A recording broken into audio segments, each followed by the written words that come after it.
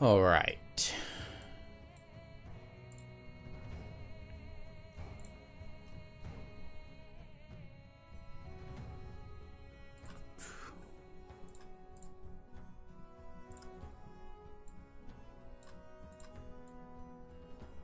Whoops, did I mess it up? No, it looks fine.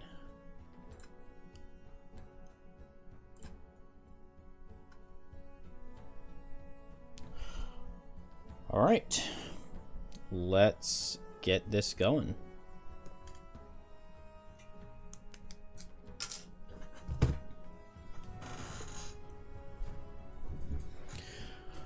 I'm not certain. So I did this over a couple days. I don't know, 2 weeks ago, 3 weeks ago. I don't know exactly what time I got the. It didn't. I don't know why, but my splits are gone, even though I have split times. Just doesn't show up. But I don't know. I'm gonna go ahead and just remove the final 5 segments, I think, because those levels aren't in the game. And so we'll just put it like that. And I think with that, ready to get started. I'm hoping to get like 8 hours. 8 hours would be nice. I don't know if that's realistic, but we'll see. New.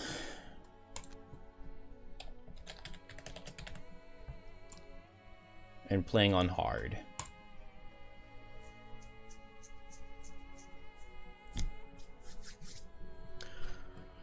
I believe time starts as soon as I hit this button. So 3, 2, 1, go. Yeah. That seems like a place that makes sense. All right, I want a drifter and a blink blade. Drifter is dangerous game.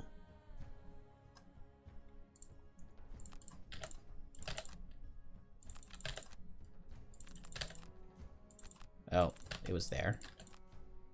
There we go. With boots of speed.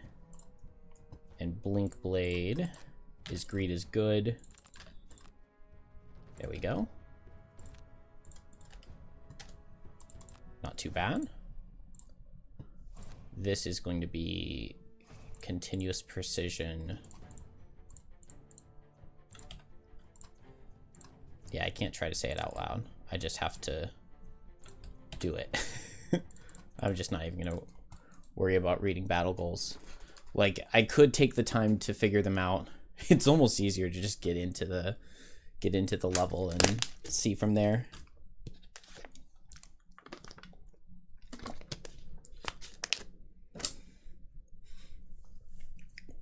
I don't know. I don't particularly care too much about battle goals on these characters because they're not playing all too many levels.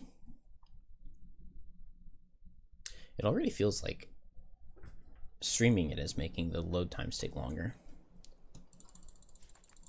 All right. Crushing weight with Relentless with Sap Speed Twin Strike. Nice. I did get the guard moving. That's really nice. Sap Speed is pretty cool here because you get to ignore your slow effects. And Twin Strike slow effects reduce your damage. And since the guard is moving up, I position the characters like this so that he always moves into Drifter. Since Drifter is faster. And so Blink Blade, you have to do Demobilize to get the Sap Speed benefit, but now I get basically attack for 5 while slow. Which is really good. Okay, that's an unfortunate -2. Now I wish I had Poison Daggered, but it's okay. I've decided recently to not Cascading Reaction here. Hopefully Drifter can pick up this kill. No. It's also really annoying because this guy isn't even attacking, so he's not going to get retaliated on. Priest is attacking, so I think I'm going to move here, just because this is going to force him to back up. And let's go and poison him. Nice, that's really good. As long as he doesn't heal next turn, he's dead, and I can just get Drifter, or... Oh, no. Yeah. He's guaranteed dead. Okay, and now... You know what? Let's stand in the Hourglass to this guy. and Drifter will run into the Archer and retaliate on him. That works quite well.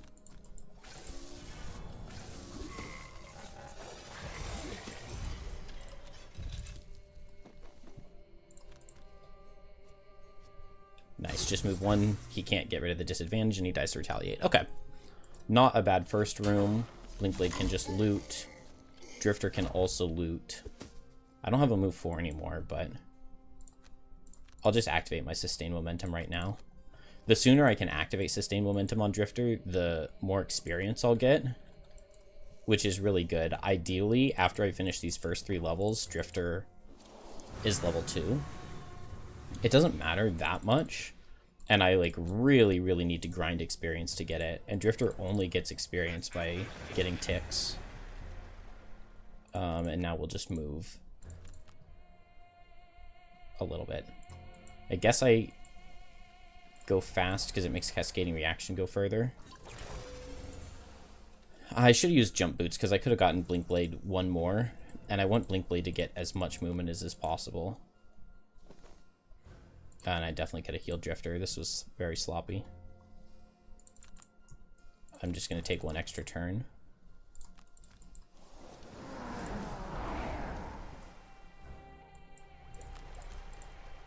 I can drop Sap Speed. Alright, here I can Drive Recharge with Temporal. I'm not actually certain. Oh, did I just... I skipped gaining the 2 charges. 1, 2, 3, 4, 5. Alright, maybe I'm going to go like this. Normally, I would like to get Drifter slightly closer. I'm just going to go. I think it'll be fine. I've decided. It means that Drifter's going to hit this guard. Normally, I hit the Archer with this. What's the... It's a ranged card out of guards. Yeah, okay. I'm going to come to here. And I want to kill this priest. Dang, that is unfortunate. I wish I'd been closer to this Archer so that I could have hit him with one of them.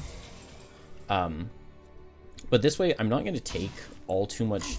Oh, I say I'm not going to take all too much damage while I take an insane amount of damage. 2, 3, 4, 4. Okay, Blinkblade can go after this guard because the speed's worked out. Yeah, ideally the guards had been moving 3 and they would have grouped up better and I would get a multi-target Destructive Fury. Also, I didn't get any damage into this Archer, but Blinkblade is now set up for a really good turn. Oh, okay.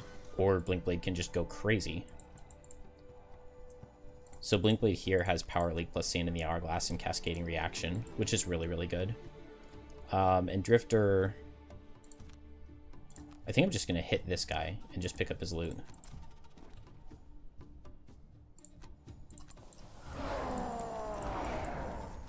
Okay. That's really good.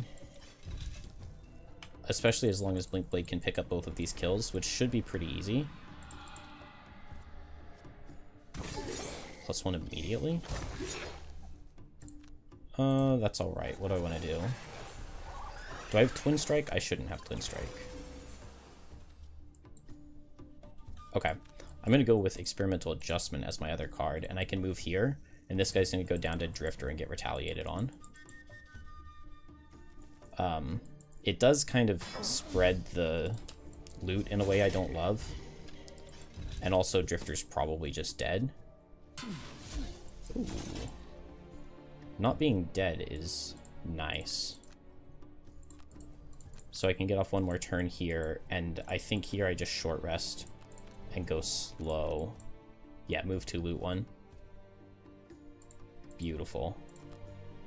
I don't want to kill. Okay.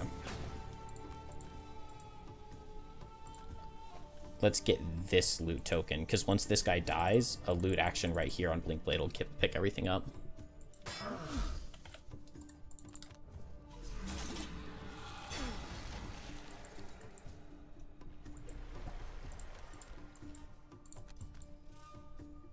Oh, I went fast here? I definitely meant to go slow.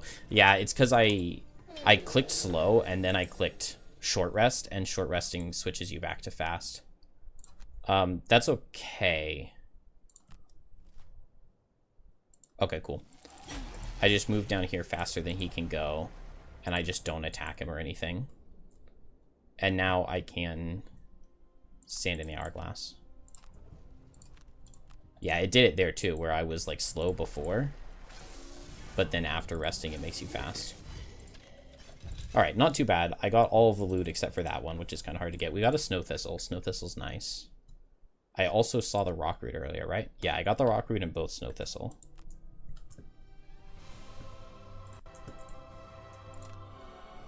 And I did get 2 guard kills on Drifter for its retirement. Not a bad town in flames. I just wish I had used boots on Blinkblade to get it a little bit further in the first room, because I could have jumped over the difficult terrain. And then I would have had Drifter closer to the Archer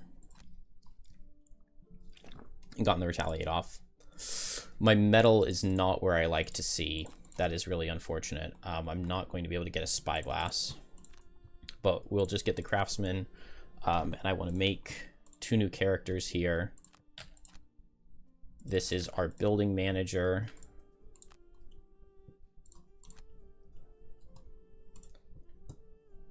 And Deathwalker is going to play a level, but this is just 8 names. Please. Saw the number 8 and got excited. There we go. Deathwalker is going to play a level, but does not need any items for it.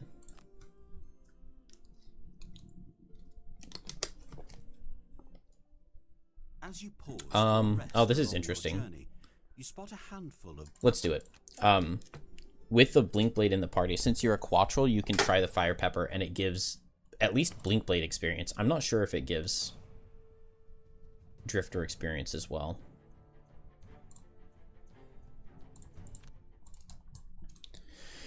Alright, so this level, it's just Escape, which is very easy, but we do really, really want to get Blinkblade's Mastery. It's not 100% required. You also get a perk for beating the level, which is nice.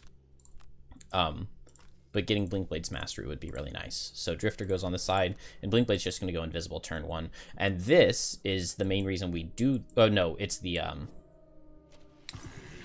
It is the multi-target card out of the Priest is the reason I put Drifter over here, so that the Priest would focus Guard and Drifter. I don't like seeing this Guard taking a lot of damage. Ideally, he's kind of the target who survives. Like, if he dies, that can mess things up for me with the Hound immobilizing or these Priests immobilizing at 8. Not this upcoming turn, but the turn after. So that's a good miss to see. I'm going to need to kill one of these archers, basically, to get Drifter through, because I don't have jump boots. I could run jump boots on Drifter, but I really don't like... it makes the Shrike Fiends on the bridge level a lot worse, because it's really, really nice to be able to guarantee you underspeed the 10 out of Shrike Fiends. So Boots of Speed are my item of choice for Drifter. It just makes this slightly less consistent, but it doesn't have to be super consistent, because even if it's a little bit slow, I can generally pick up a little bit of loot. Okay, and no attacks out of these priests is nice. It means that this guard is probably going to stay alive, and that's a really good insurance policy for me. And this guard moving out of the way is also really nice. I believe Blinkblade's goal was to not end adjacent to an ally.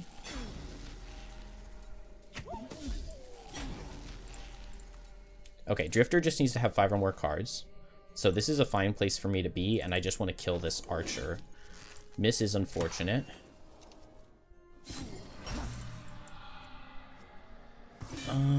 Okay. Really sucks for him to not die, because now Blinkblade can't...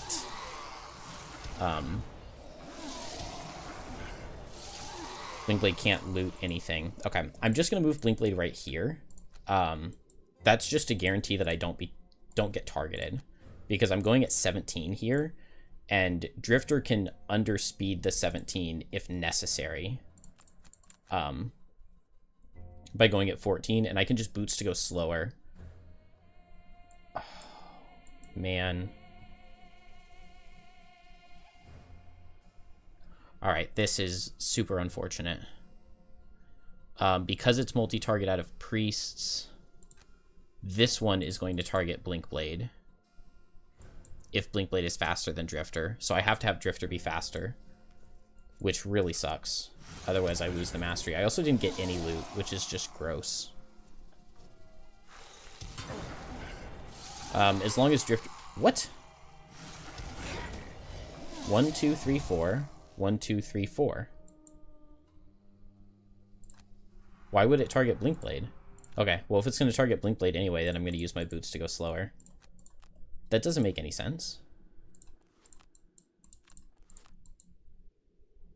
This is the same distance. Oh, because it would have given itself disadvantage on the guard? I don't think that that's correct. Alright, well, Blinkblade fails the mastery because of this 9 initiative guard, which is literally the only thing that could have happened. So that sucks.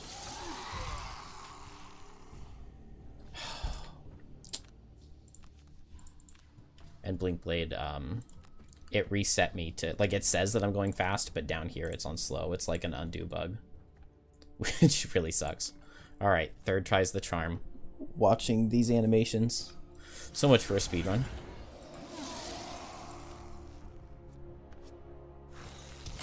So now I don't get to do a really cool strategy for the next level that requires the Blinkblade free move 3 perk. All right, we get jump shoes. Wait, am I too far away? I feel like I'm too far away on Blinkblade. How did I manage to do that? Well, I promise I do know what I'm doing.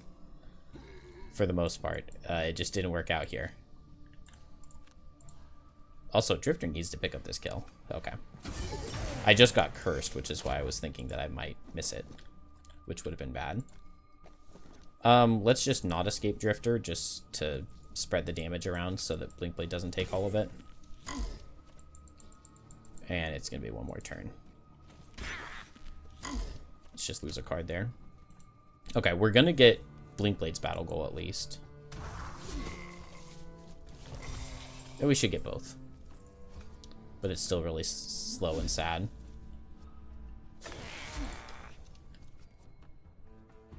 Nice curses, though. Alright, Blinkblade, as fast as you can. It's not very fast. Let's have Drifter escape first.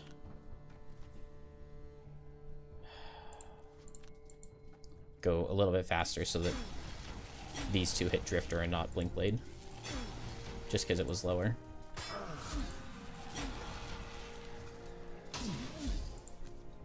Oh no, am I not going to have 5 cards? Okay, I will. Barely. Oh, I should attack. I should probably move too. Yeah, I actually didn't get any extra experience from attacking. Alright, sloppy.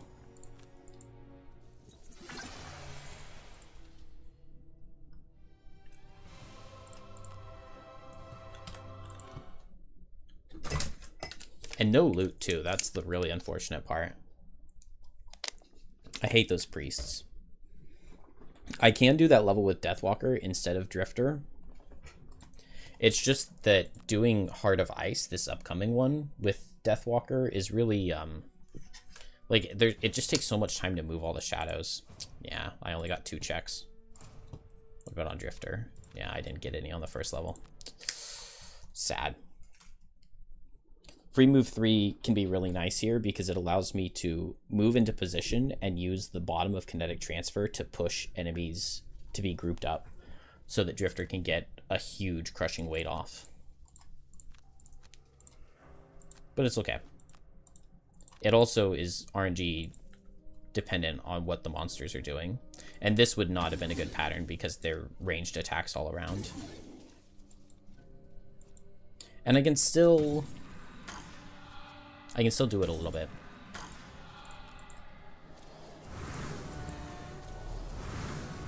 Okay, so Blinkblade's going to move here, pay a token to push this guy, and now these three are grouped up into a Destructive Fury Cone.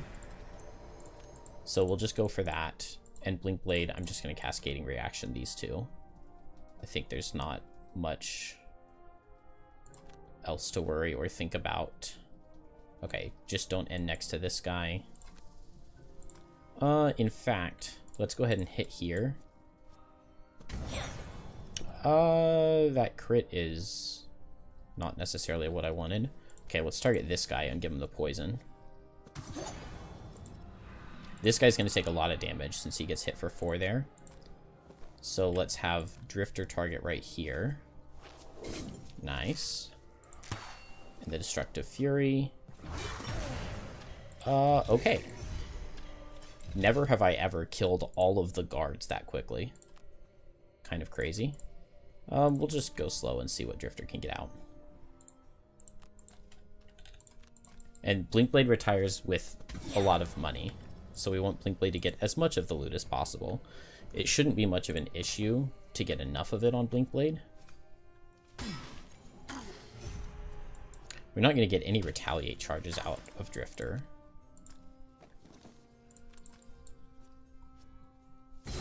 Okay, I can just let him hit me because I'm pretty low on crushing weight at this point.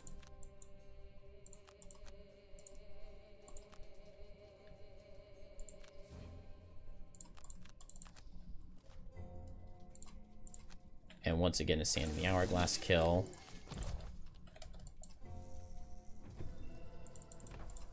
Lumber is good to see. How many crushing weight charges? 2. Okay, I'll attack him. Because I didn't want to take a big hit with poison.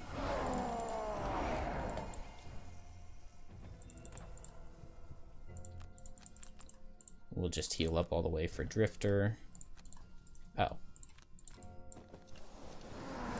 I don't know why I thought I was low. I think I'm just going to rest right here to go ahead and get Sustain Momentum out, rather than moving this turn, just because I can get 1 more experience that way. I need to get fast. You can't press spacebar to accept losing a card, but you can press enter. So I need to get used to moving my hands from ASDF over to space, or over to enter for a bunch of things. I can go ahead and move a charge forward on Relentless, which will give an experience.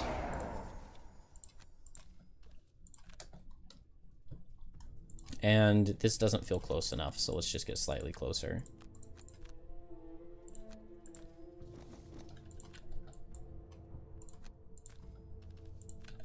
I could have put Blinkblade on the door, but that's alright.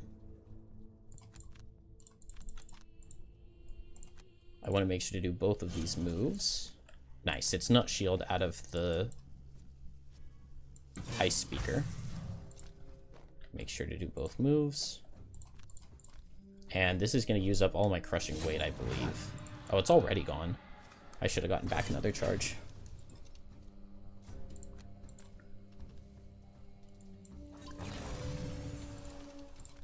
But we get very nice damage.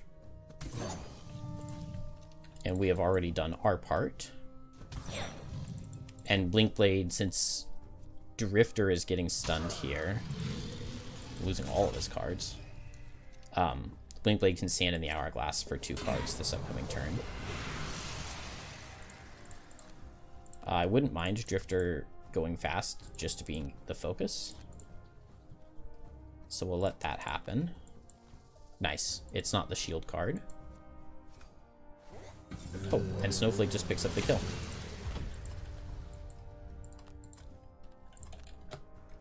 One more loot token and we get 3 gold. Could have been better, could have been worse. Did I get battle goals? No. And, okay, that road event did give Drifter experience.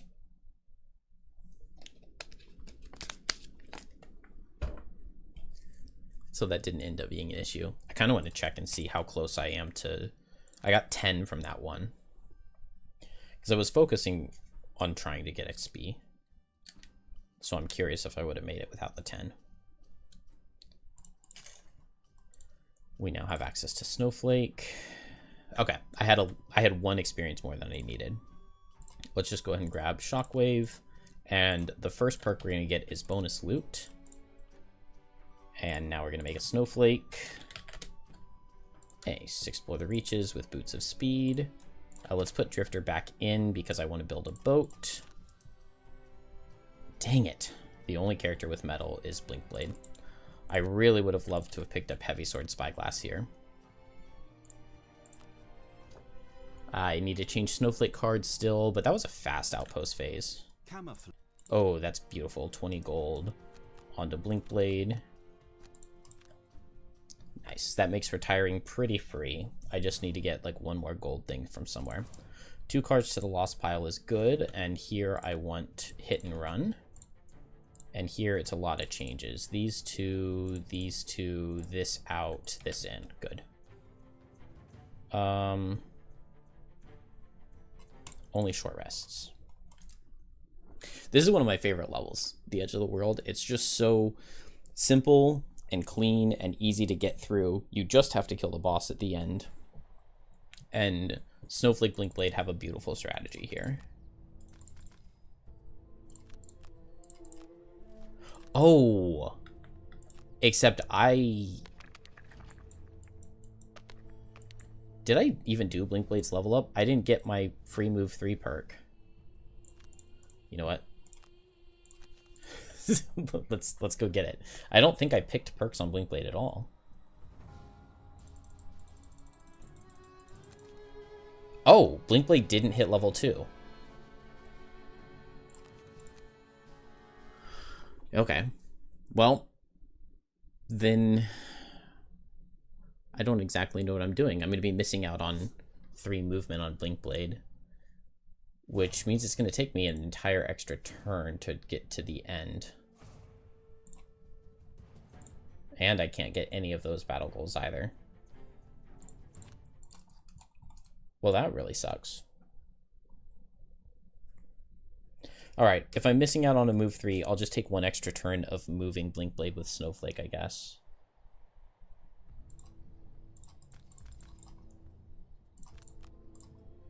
I don't know exactly how to do that. And I got movement out of both of the enemies. So much for this being easy and clean. Alright, move Snowflake forward, move Blinkblade forward. No point in attacking. Hit and run plus drive recharge.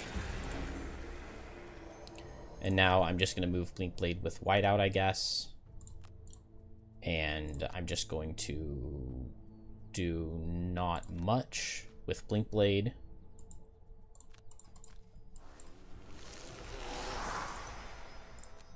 Just get this guy out of here. This guy's standing still. He's not exactly where I want him to be. Alright, Blinkblade, I just want to be right here. 1, 2, 3, 4. Okay. And now I can just go fast with Snowflake and Spirit's Call, and then this is going to be Power Leak Twin Strike.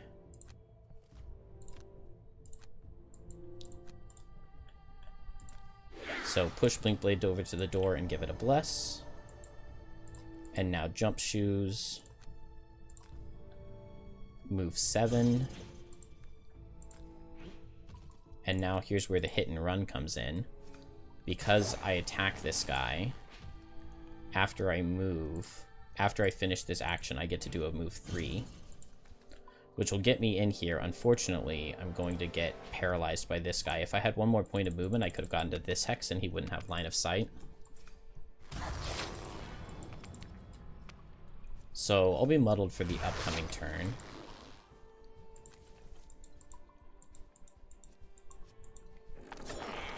Yeah, and we take some damage. I do not love any of this. Alright. I'm going to go ahead and go for a Blurry Jab on this guy and hopefully get out of the Mind Snipper's range. As long as he doesn't get a range 4 card, I'll be out of his range. Okay, good. That's range 3. I need Snowflake to take a lot of damage from an attack. Oh, which means that I need to have more than 5 health available. Alright, so because I have hit and run, after I do this attack on temporal displacement, I get to move, which gets me closer to him, which is nice. And now I can blurry jab. Yeah, it misses, of course. We have 2 blesses in the deck, so it's not impossible for Blinkblade to get a couple of crits, which would be really nice.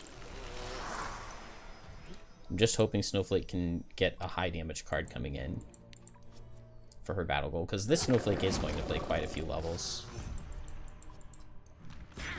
And hopefully Blinkblade is able to beat this guy. It would be embarrassing if he's not, but it would be possible. I need to do a lot of healing here.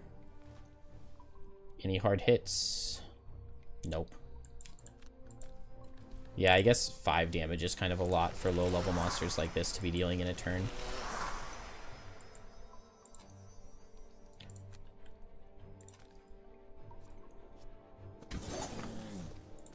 Alright, I'll move to here, and then I get the hit and run move, and then I can hit him again and get the hit and run move. Unfortunately, he is reaching me.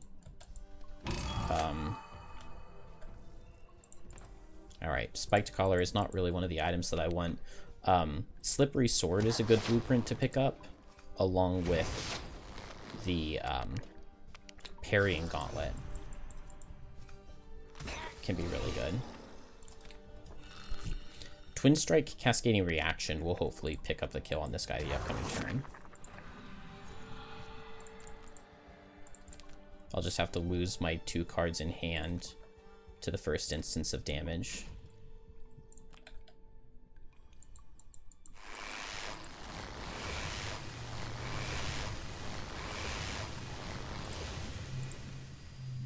Alright, ignore his shield, and now a -1 will kill, along with a 0.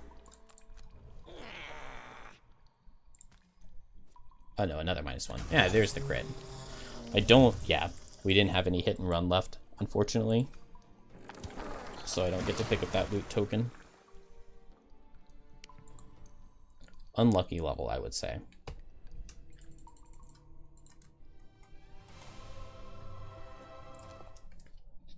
I can't believe Blinkblade didn't hit 2 with the Fire Pepper experience.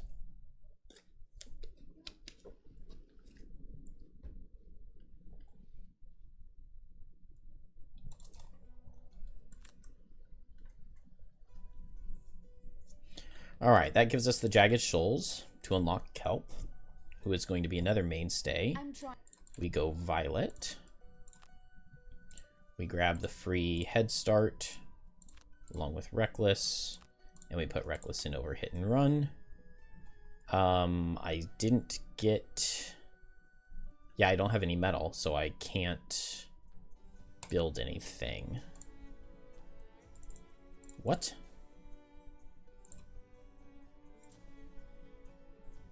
Oh my gosh. I built the sled instead of the boat.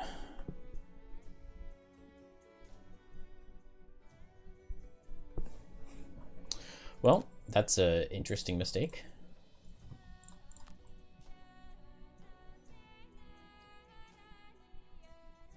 I can't believe I did that. I mean, it's not really that big of a deal. I just go play Frozen Fjord now. I just need to get everything to build the boat. And if I don't, then that would be really awkward. The giant I've also not really done this without having a Spyglass on Blinkblade. I normally always have Spyglass Heavy Sword. So this is not going well.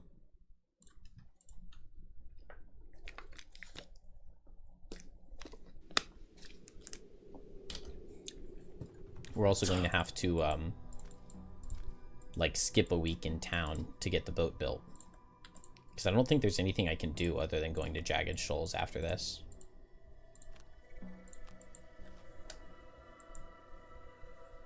Oh, wait.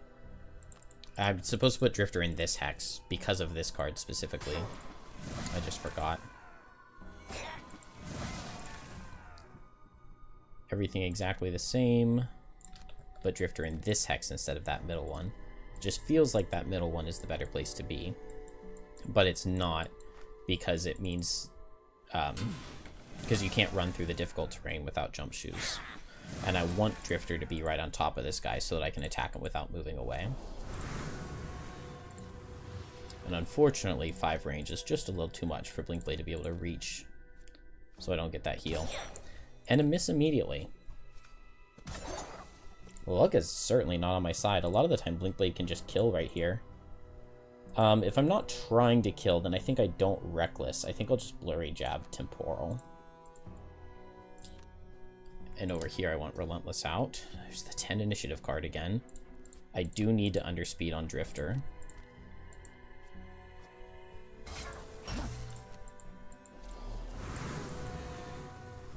Oh, this is a really bad start. Alright, Drifter kills with Bloodletting plus another turn of Retaliate. Unfortunately, Blinkblade doesn't get double hits here. I do kill... Oh no, I need a +1. Okay, with Kinetic Transfer, I kill with a 0.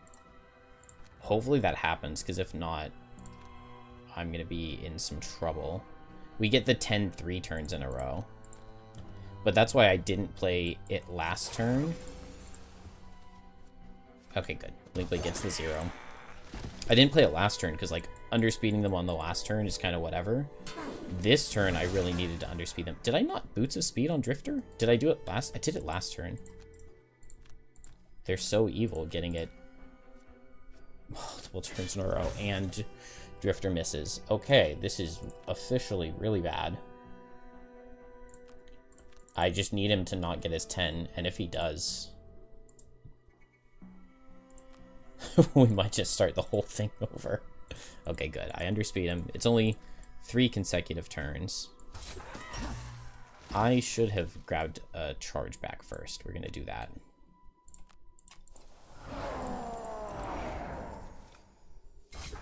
Only 3 consecutive turns of the 10. Alright. Still alive. Arrowvine there is really not what I would expect.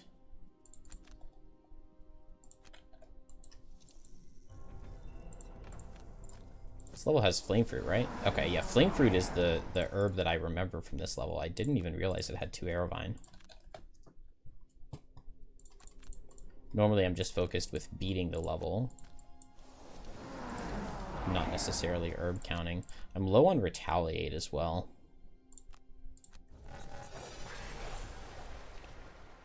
I'm really low health. Okay, let's take a second to drive, recharge, and heal up. Now, normally I open the door and I Heavy Sword Spyglass the annoying guy right here. And then I try to kill him with Bloodletting. But I don't feel like that's going to happen. We'll see if I can get a good card. This is a good card out of the Wind Demons. Even if they hit the scenario, they barely hit it. 3rd miss of the scenario. 0 crits, 3 misses.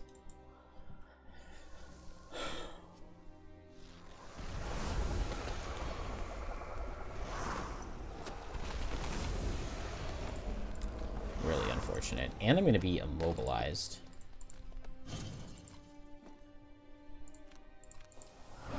At least I'll get the Retaliate off. Okay, okay. Drifter gets the crit to at least somewhat make it up to me. Wow, that is a lot of damage. I guess I'm just going fast with Drifter and healing Blinkblade. I mean, we're stuck here. We're not moving. Blinkblade can just heal us both. I don't know. I mean, at this point, it's so troll. Okay, I guess Blinkblade won't get to heal both.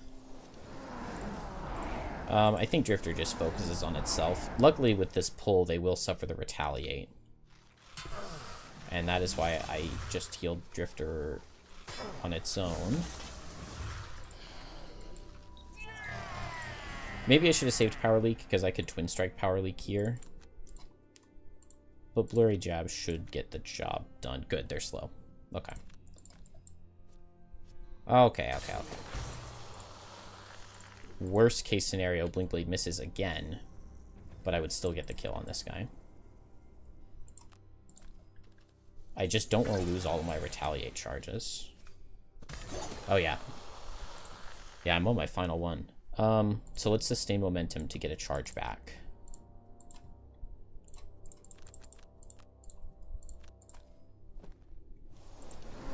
Heal up. I'm going to send Drifter down to the bottom and Blinkblade up top. Sand the Hourglass is not necessary. I will drive recharge here. And then Blinkblade can just go in with a blurry jab. So let's Twin Strike for the heal. Yeah. Move and heal and drive recharge. And this is not bad pace for Blinkblade. Just feels slightly behind.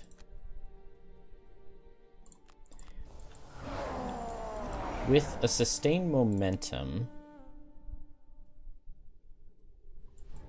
I can open the door with draining arrows and reach the guy. Maybe I don't even need to do that.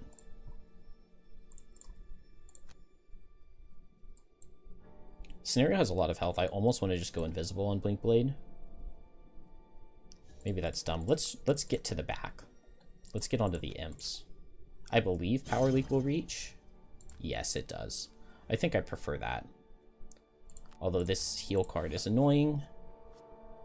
No, not enough damage. Please get... Okay. I would have preferred to see the Bless elsewhere, but at least the Snow Imp goes down. Better than nothing. There's the Flame Fruit. That's the herb that I think of in this level. 2 health is really an interesting number at this point. It doesn't feel like there's a good way for me to get it. I guess I just go invisible on him with Kinetic Transfer. And that'll just give me the guaranteed kill. The Shrike Fiend is going to run away, though. Let's not do that. Let's attack here. Okay, good. And if the Shrike Fiend's moving this way, let's just pick up this loot. If he's going to move after me anyway. I feel pretty good about Blinkblade's ability to 1v1 this thing. I think I can long rest here. Oh, okay, I have one more turn with 2 more tokens. Yeah, we'll grab a ward and we'll hit him. And then over here, draining arrows should be in range. This is very nice for me to underspeed. And now maybe I just short rest. Do I have Sand in the Hourglass? No. Not the greatest damage. Oh, move 0 on the normals. Alright, Drifter should be able to get a charge back. Yes. Get that crushing weight going. And it's a hard hit out of imps. Unfortunate damage on everybody all around. This has just not been a successful level.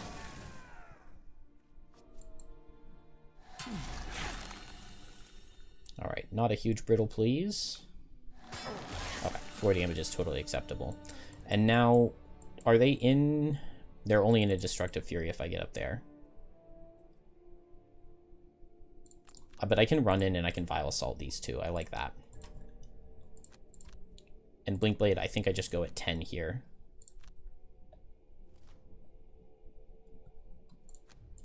Missing the kill would be bad. Okay, good. I would have had to lose 1 card to damage, and then I would have had to go slow next turn, and I don't know how that would have worked out. I think the correct answer here is to put the poison into this guy and get... I was going to say a -1 to kill him. Oh my gosh, they're both going to get attacks. Dude, do I die?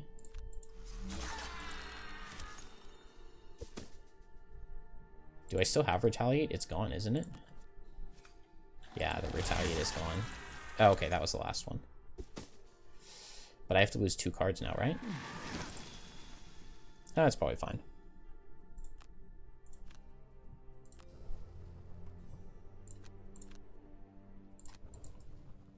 Yeah, it should be fine.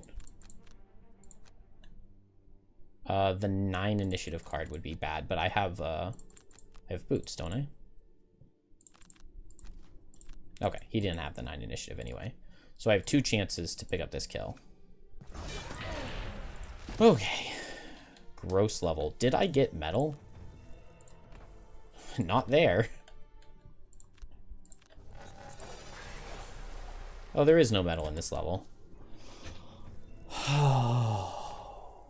I didn't even realize that. How do I have 0 metal? That's crazy. And I accidentally built a sled instead of a boat.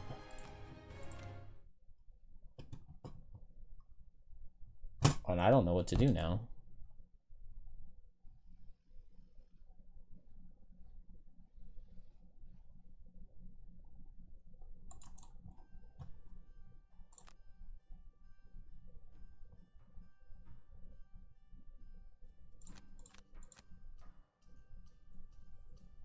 Why does the bridge not have any metal? The sun is shimmering.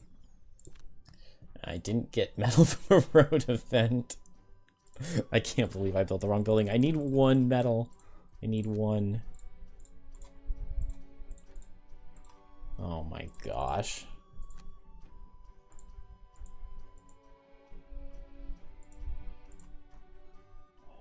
Oh, this is so troll.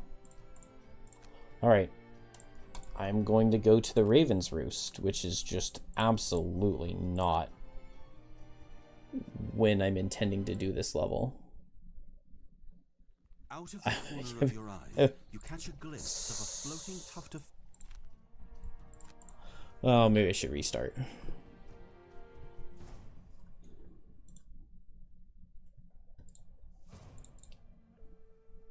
We'll see how this level goes. I mean, as long as I get the metal, it should be fine.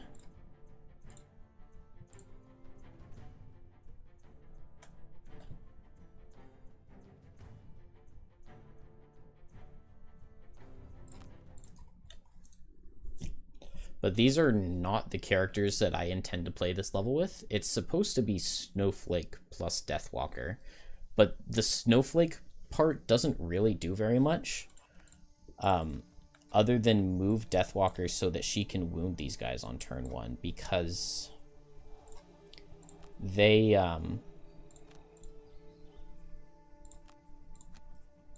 you have to damage them every turn. Okay, they are moving.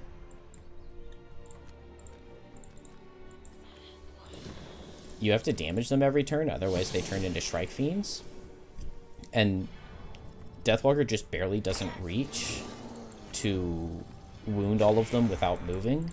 So if you get granted movement, you can reach. But if you bring a Blink Blade instead, then Blink Blade can just stand in the hourglass to hurt them after they've been wounded.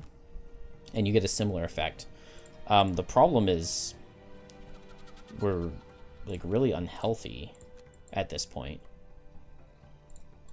And I don't want to... Maybe I'll just Fluid Knight and back up. It's definitely not what I'm supposed to do. I could Call of Doom and back up. Oh, they're not attacking.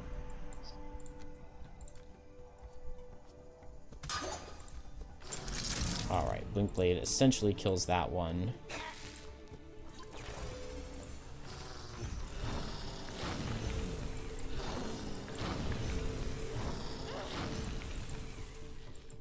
Well, now this is really not what I want out of Deathwalker. I think I'll just Fluid Knight for some good damage. Alright, I mean, there's no plan here, but surely I can figure something out that's reasonable. Most important is just to pick up some metal. Good. Just need 1 piece of metal, game. No? Okay.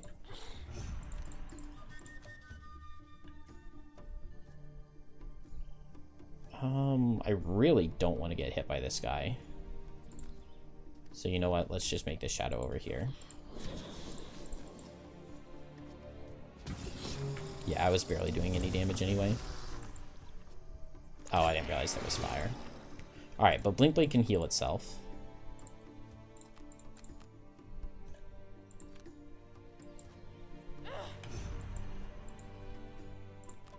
Deathwalker's gonna need to heal itself too.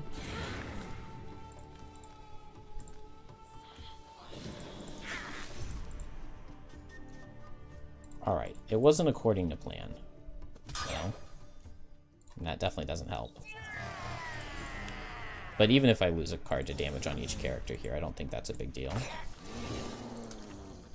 As long as I pick up the metal.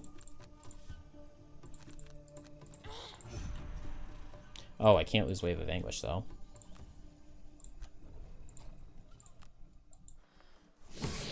Oh. Could have made the Shadow first to heal Blink Blade, but...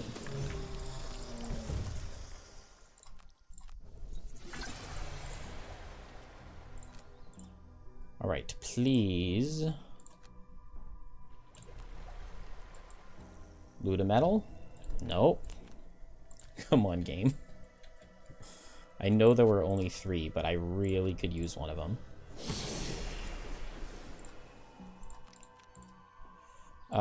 I guess... No, we're gonna hold off going for 1 turn.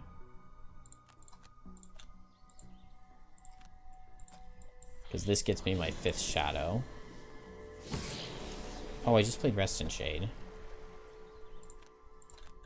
Yikes. Alright, well, I can move all of the shadows with Black Barrage.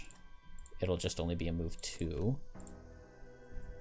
I'm not sure if there's anything that I can push. If you want.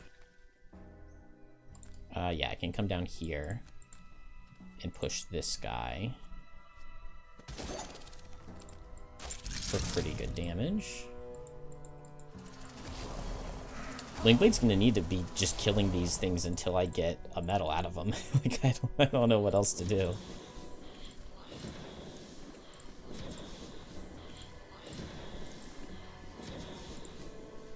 Yeah, I could Dark Fog Lost to kill this guy, but I don't want to,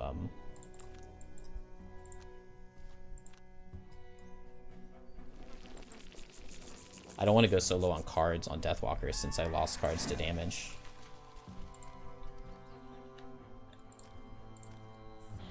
And I still have to play the Rest in Shade loss. And even with this, I'm not going to be in range of the tree for a Wave of Anguish. We can poison ourselves. That doesn't seem too significant. Good job, Blink Blade.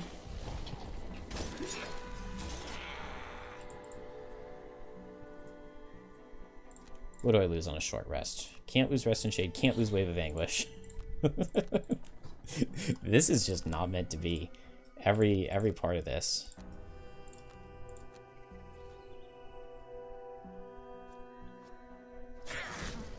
Oh, that's so much damage.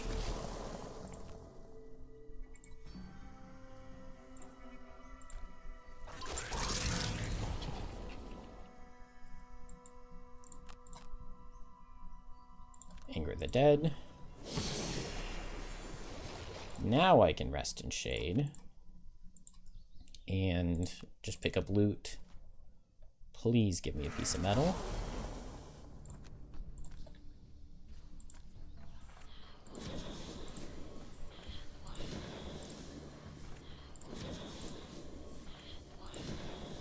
I love Deathwalker, but like doing this feels really slow. Just moving all of the shadows one at a time. Please. Metal. One time. I'm happy to have wood, but just one time I would absolutely love to see some metal. Honestly, the odds are not in my favor. But we've gotten to check, like, what, 6 loot piles? Surely it has to happen eventually. Alright, this Wave of Anguish is not killing.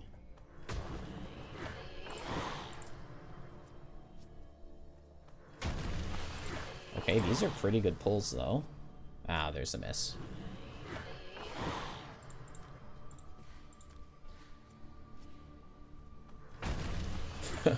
Okay, I'm actually going to have Blink Blade go over to try to end the level, because I lost Fluid Knight.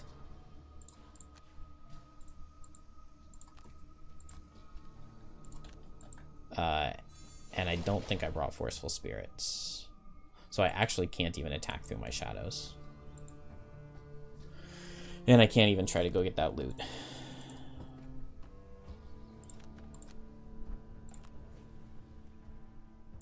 Oh, I actually think I just lose.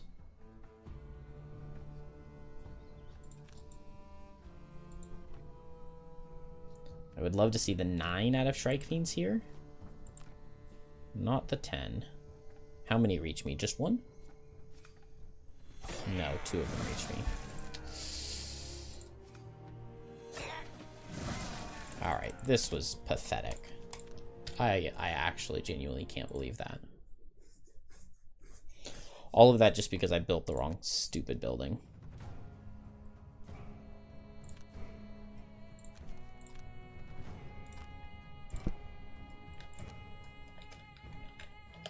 No, boats aren't sleds. Gosh. Oh, I feel unbelievably stupid for that. I really wanted to do this in a single sitting, but like, I just wasted an hour.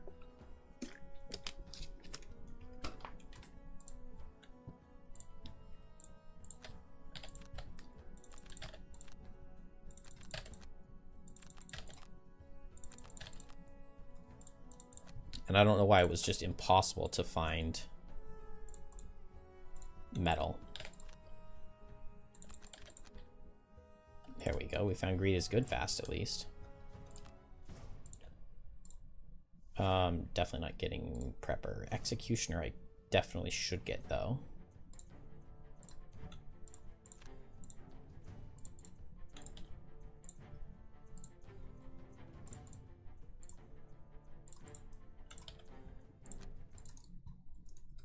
Alright, fast card selection. Alright, so anybody who didn't see, I guess now we're starting over at 8 p.m. Trying to start an 8-hour run, hopefully 8-hour run. Drifter is dangerous game, so we need to kill 2 Algox guards, Lurker, Claw Crushers, and Robotic Bolt Shooters, and Blink Blade is collect a whole bunch of loot. I went at the wrong initiative with Drifter. So Blink Blade is the focus here instead of Drifter. It's not a big deal. Sap Speed here allows me to ignore the negative effects of Twin Strike, so I don't get the 2 minuses. And this did 5 more damage than the previous attempts, turn 1. So that's a pretty good start in comparison. Alright, let's see what Blink Blade can get this turn. Bloodletting pick up the kill. Yes, it does. Very nice.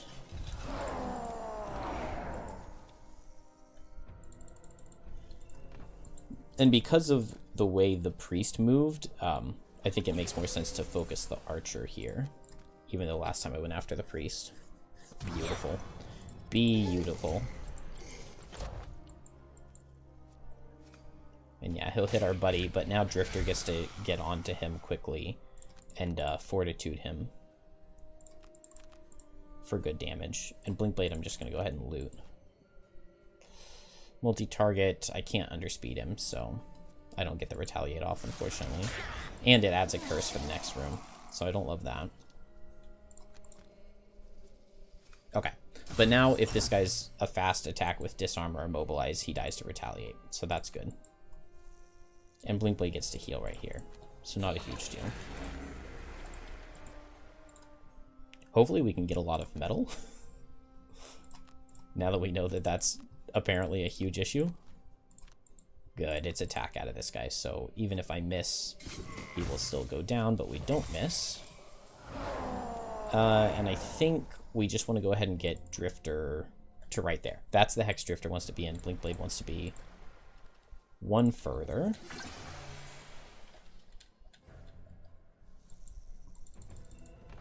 But I can just go slow and get that right now. And honestly, I'm going to take one more turn. One more turn with Drifter, even though I don't need to do anything.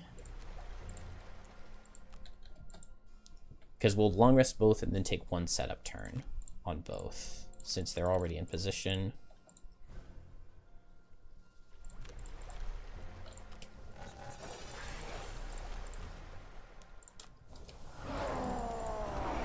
Alright, very nice. So now just sustain momentum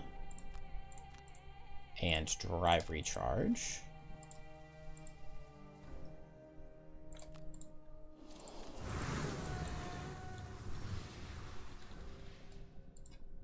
Is this the right hex on Drifter? I feel like this is the right hex, but it's looking like I'm really far away. I want to be able to reach the Archer with a move 5. So we'll find out right now.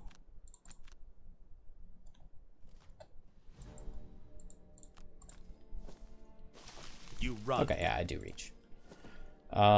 This is a fast something out of Priest. It's disarm. Okay, I really do not want him to be able to disarm me. I go here so that I can retaliate onto the Archer, and then hopefully this Vile Assault kills. This would also get me my battle goal of Executioner. Okay, at least he dies and he doesn't get to disarm me. This is also a lot of move out of guards. I'm going to go ahead and drop a card to 6 damage.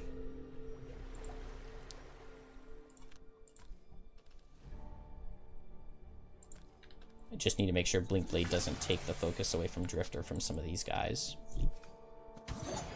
And Blurry Jab, because I have the wound on this guy, I might not be attacking him at all for the rest, and I can just leave him. Why did he go there and not there? And they crit me twice.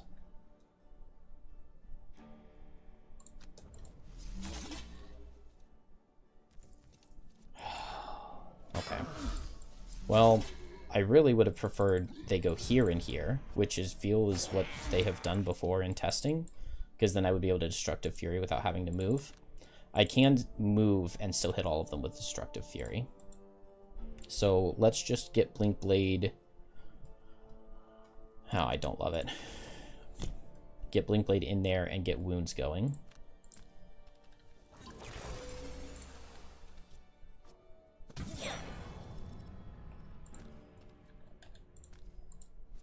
I should have Poison Daggered. I didn't Poison Dagger either of them, which doesn't make any sense. Let's just default move. When did I get immobilized? Oh, was the Archer immobilized last turn? That sucks. I did not realize that.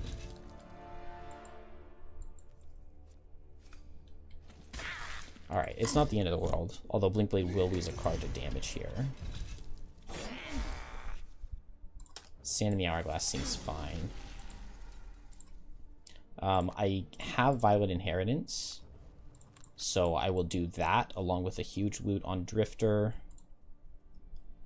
And Blink Blade, I think the play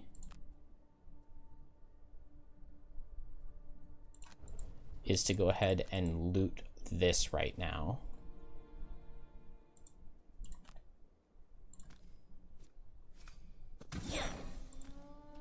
I really don't want this attack to kill. And it did. Well, we can just leave 2 loot tokens behind. It's not the end of the world. That was a double metal right there. Hopefully Drifter gets a nice one. Unfortunately, Blink Blade's the one who retires with gold. Only 1 metal. Oh, did I have enough move? No, I just had to move 4, and that difficult terrain would have been in my way. It was a fast second room, at the very least. And we did get 2 guard kills on Drifter. I got 4 metal, so a lot better than last time. I only had 2 last time.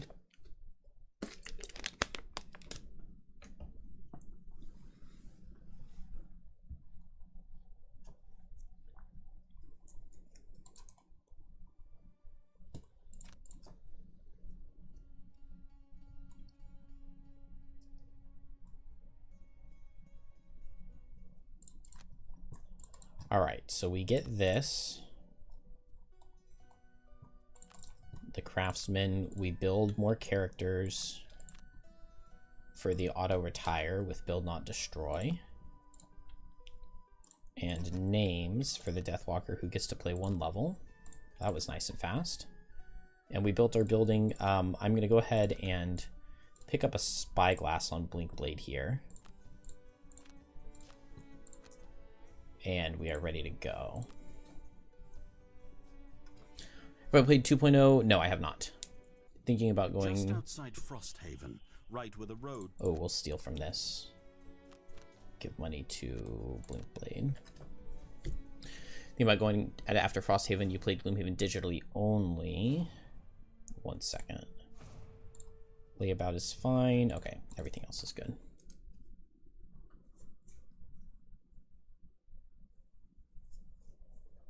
Yeah, I mean, I haven't played any 2.0. I've just looked at some of the 2.0 characters, and they look like a lot of fun. They look like really, really, really good remakes of the starting classes that I've looked at least. I do not think you will be disappointed with 2.0, but I myself have not played it.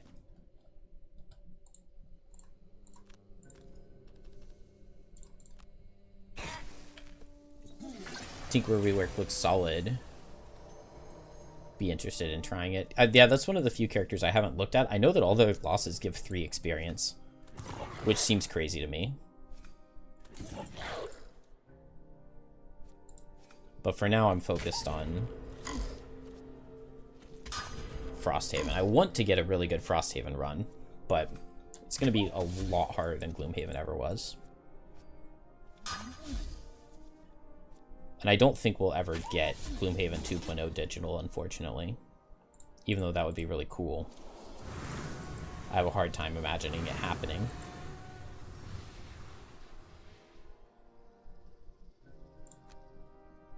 Alright, Violent Inheritance with...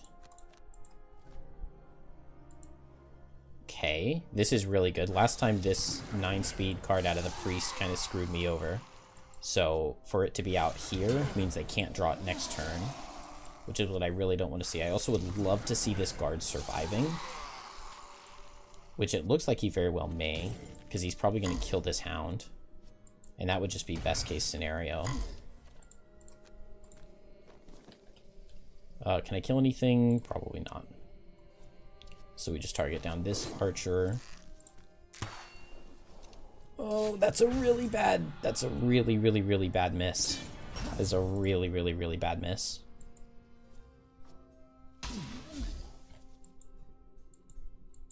Oh, kill him, kill him, kill him. Oh, Drifter, you had... Or Algok's Guard, you had 1 job. You're playing 2.0 with a group of 4? Oh, I can't get closer with Blinkblade. Because these guys never moved and nothing died. Okay, well, if I move Blinkblade here, it can't be focused by anything. That's Blinkblade's main goal, is to not be focused. So I guess I just go like this. It gives Drifter 1 more turn to kill here. Oh, it was Wallflower, and I could have moved 1 more Hex, and I didn't. Okay, move and heal is fine.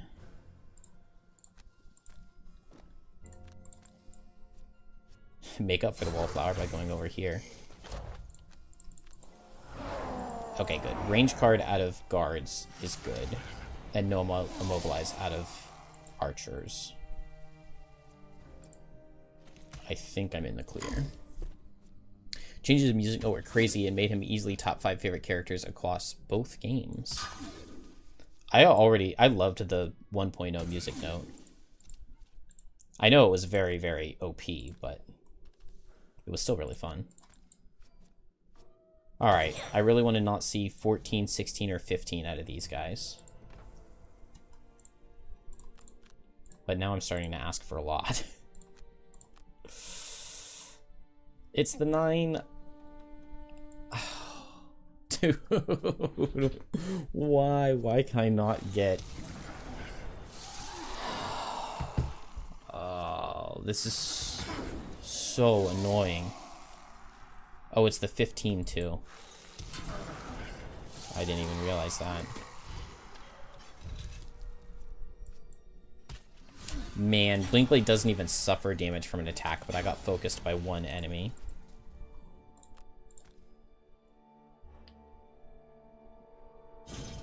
Yeah, this mission's a lot faster.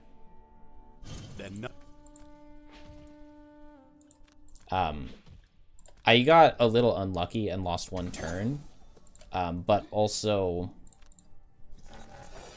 the other mission is kill all enemies, which makes this one almost always faster. But also in the next level, there are 2 different forces fighting each other, so you don't have to do all of the damage yourself. And that also means that there are 5 enemies, which give you more loot tokens. So yeah, like that looked really slow, but then the end of it can go by really quickly.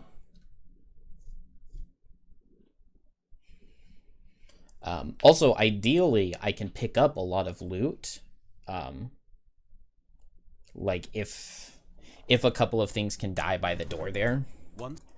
But it just didn't happen.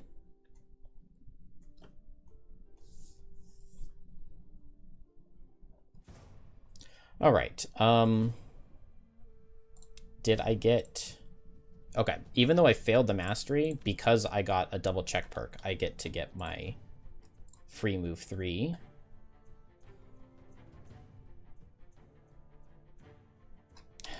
We'll go for Dawdler. I'll forget about it, but we'll go for it. And I guess Duelist? Duelist is a really weird and bad goal for Blinkblade.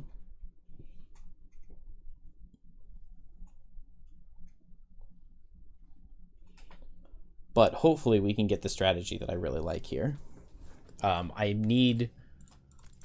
want, ideally, the scouts to go faster and move in melee, and they didn't. But at least the guards are hitting really hard, so they're going to get a lot of damage off. And the scouts are getting pretty insignificant damage.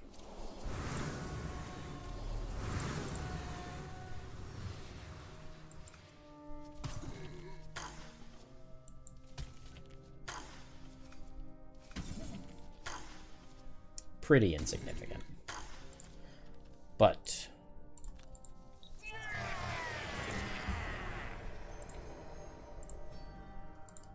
I get to push this guy, and now they're clumped up.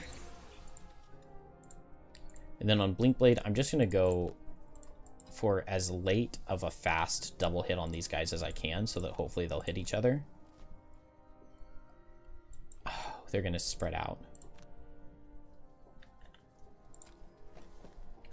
Drifter's just going to move up here, target the elite. Decent crit. I don't have precision aim for ranged attacks, but... Okay, yeah. Good damage for Drifter. Beautiful. And then just 2 ticks of Retaliate will kill this guy. I want as many Retaliate charges as possible to be used, just because it will give me more experience. In an ideal world... Wow. I got 4 attacks there, and they were all minuses. In an ideal world, Drifter will be leveled up after this one, which is not necessarily easy to do. I'll just Cascading Reaction to try to pick up these kills. Good, there's 1 kill. Get some Crushing Weight back. Retaliate will get this guy. Drifter's picked up way more loot tokens than Blinkblade, which is not really what the intent was, but nice. Okay, this works out really well. Cascading Reaction, I get to move away, and now the Temporal Displacement I can do at advantage. Alright. Very nice, very nice. Unfortunately, I don't have the loot ability on Drifter, but that's not the end of the world.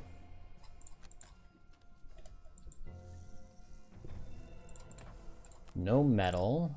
I would love to see metal or corpse cap here. Those are the best things in this loot pool. I already have a rock root, which is the other herb you can get, and the one that's more plentiful. Double metal is very good.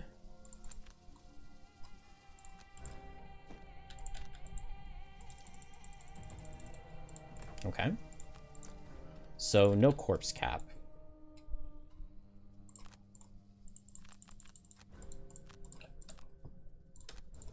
But that's just a little bit sad. It's not necessarily like bad or against the plan in any way.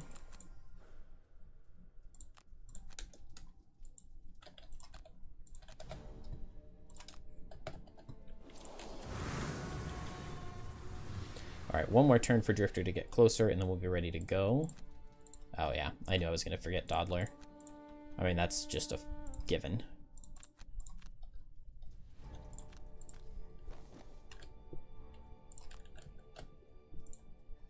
This isn't normal difficulty. This is +1.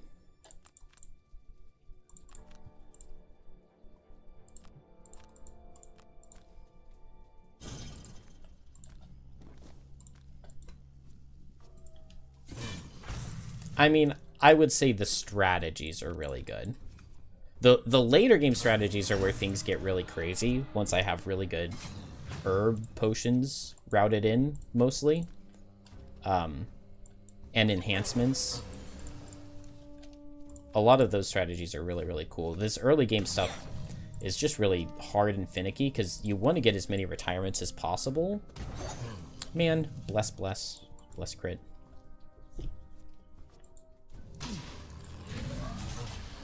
You really want to get retirements, but like then that means that you're resetting your characters. Oh, we killed this guy really fast. I didn't get his loot, which is a little bit sad, but killing him the turn I open the door is nice.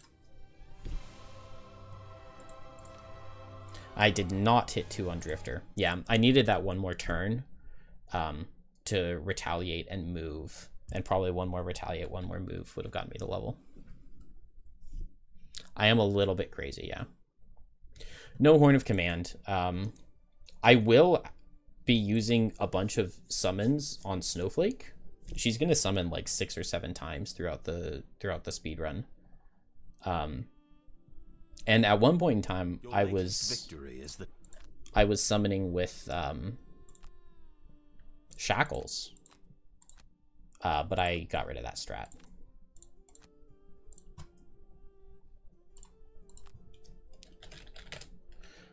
Hey, there's Explore the Reaches on Snowflake. That was a nice, fast find. Okay, the boat this time. I cannot believe I accidentally built the wrong building earlier. And I ended up, I tried for a couple levels and then just gave up. But this is looking much better. I actually get to get my heavy sword on Blink Blade. We have the boat under construction and we're ready to go. I can retrain Soldier. Let's do it with Drifter's resources.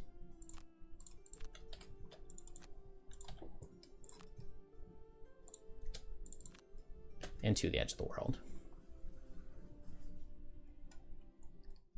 By the side of the road, you find a carrot. We will just not buy anything. All right, here I need hit and run, which we will take over sap speed. And here it's almost everything. Very fast, very good. 1 card in hand each time I rest, no problem. Never end a turn adjacent to an ally. As long as we can remember that on turn 1, that should be good.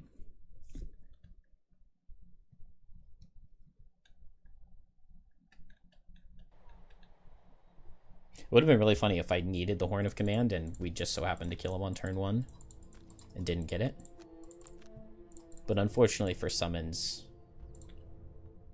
for the most part, they're generally pretty slow. But the summoning classes are good.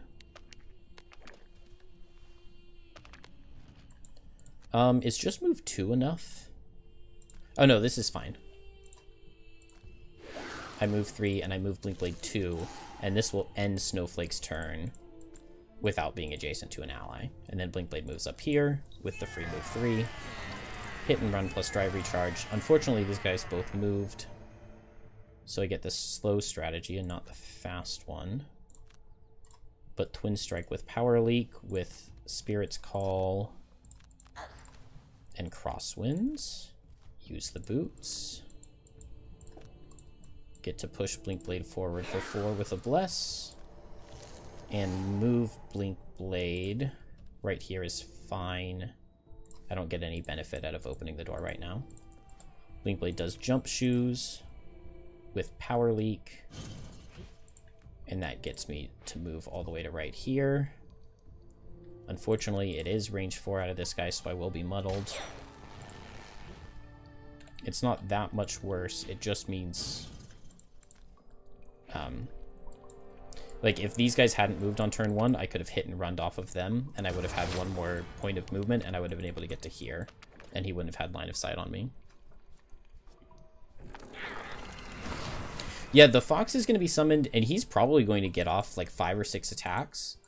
And then there's another level where I will summon the fox, and I will summon the fox and the birds, because Blinkblade has that card where you get to move for each of your allies. And so Blinkblade's going to have like 5 allies, and I think I have double time available at that point. And so Blinkblade gets to perform, and I might not have double time, but Blinkblade gets to do a move 10. Which at that point in time is, for that scenario, is really good. There's also a scenario where I'm going to summon the owls, the birds, and a tempest to kill some objectives. I've only ever done Frosthaven speedrunning on +1 or +2. I've generally always preferred the higher difficulty categories of speedruns, so I haven't messed around with any of the easier stuff. Man, at advantage, I get the -1.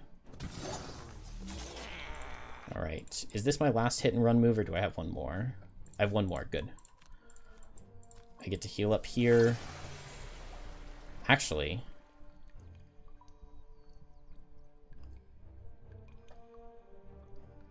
let's not do it. I could spend an extra time token to play Blurry Jab, and I could try to kill him right here with Blurry Jab. But if I did so, I would need to get the +2 to kill him and be able to get the chest. And if I just got a +1, he would have died to the wound. Whereas this way, I'm much more likely to be able to get the loot. Maybe not much more likely. I need a 0. Okay, well, we just miss instead. That sucks. Oh, Biting Gauntlet is really good, though. That is exactly... That and the Slippery Sword are like the 2 items that I would love to see from that chest, so... Not upset to see it at all, even if it will take one more turn to kill him. I don't even have a time token now, so hopefully I even can kill him.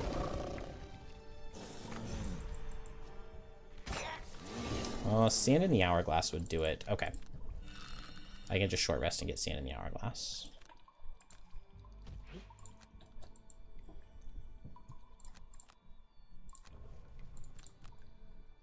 Let's go late with it. Because I can always just lose a card to damage.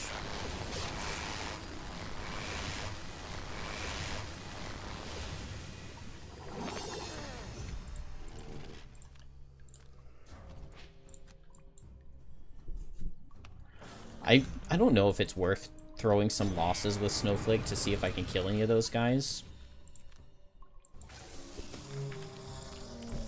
It would be nice to get their loot. Yeah, there's a pretty good pool here. It is 6 golds, but it has everything else. So I don't know.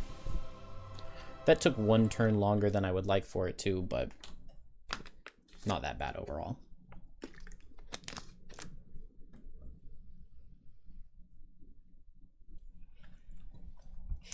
One of the really nice uses of the wolf that's going to happen in a couple minutes here, in like 15 minutes, I'm going to summon him on the same turn I play that push and bless card. And that's going to give Snowflake a bless in her deck for when she goes for a snowball loss later in the level. Alright, Blinkblade gets Reckless Augmentation along with removing the -2. Very nice. I wish I were level 2 on Drifter here, but I'm not. I will go ahead and pick up a Spyglass, I think. And Mining Camp would be the building I build, but it looks like I don't have the lumber. That's fine, because I don't want the prosperity to be going up. I generally want to skip one of the early building phases, because right now Blinkblade retires after getting 100 money. Alright.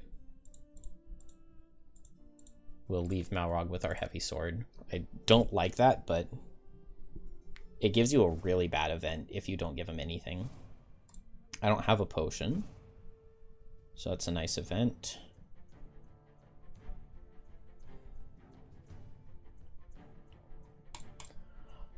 Don't like any of Drifter's battle goals.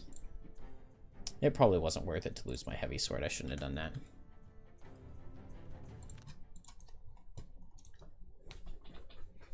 Favorite starter and favorite locked class. In terms of starting the game, in Frosthaven, I think my favorite is Banner Spear. It's Banner Spear or Deathwalker. And then if you're playing a starter later in the game, I really like Banner Spear.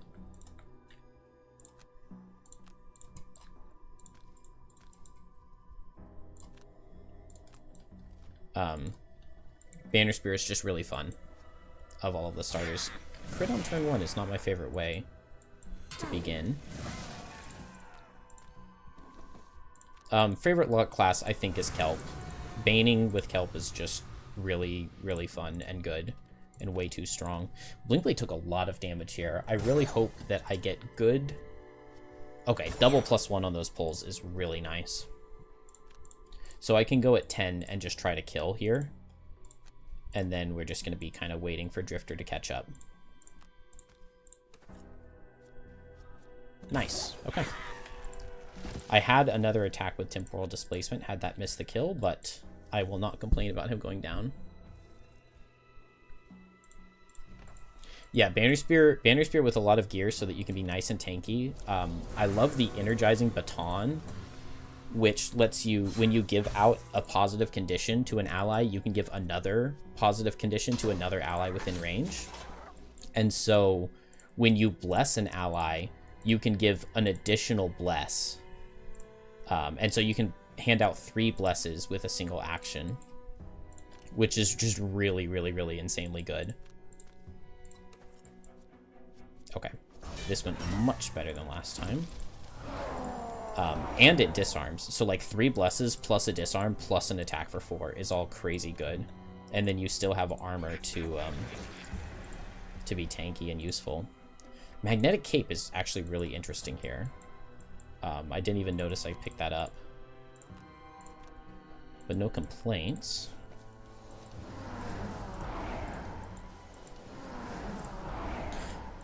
Yeah, I really like the Energizing Baton, and then for the most part, it's really just the higher level cards that I really like, not necessarily the items. I love the combination of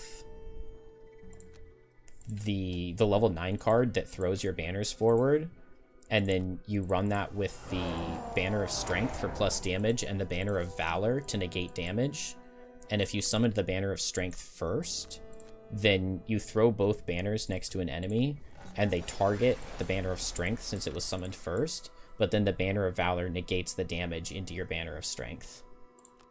And it's such a cool combo of, like, you're getting like a 3 target attack 5 that's also essentially disarming a target, and you have rolling +1s, and you have disarms in your deck.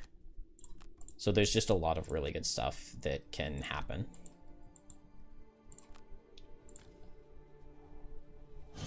And then you also have those blesses, and if you summon the bird with your Energizing Baton, you can end up double blessing yourself, and then you're throwing out like attacks for 5 and attack for 6 along with double blessing, or being double blessed.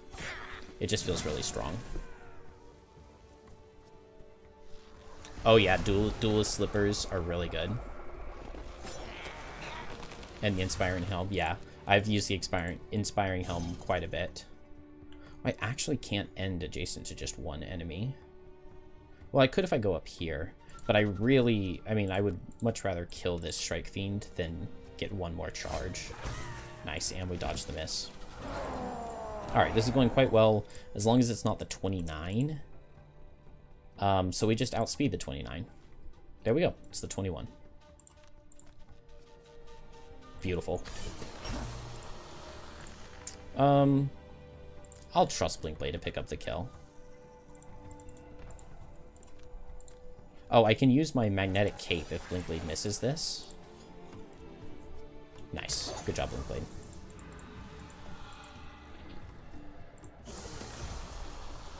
Alright. Oh, Temporal Displacement would definitely be the card to play here.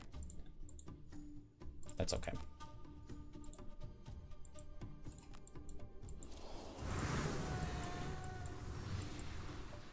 I didn't particularly like Drifter being on the bottom side. I don't know. I'll try it again. I'm not entirely convinced which one I want to do the bottom and which one I want to do the top.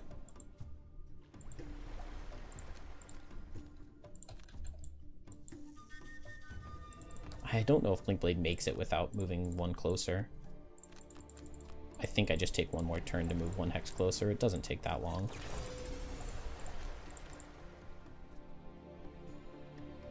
We'll drop Draining Arrows. I don't need the one charge. Oh, and I can drive recharge.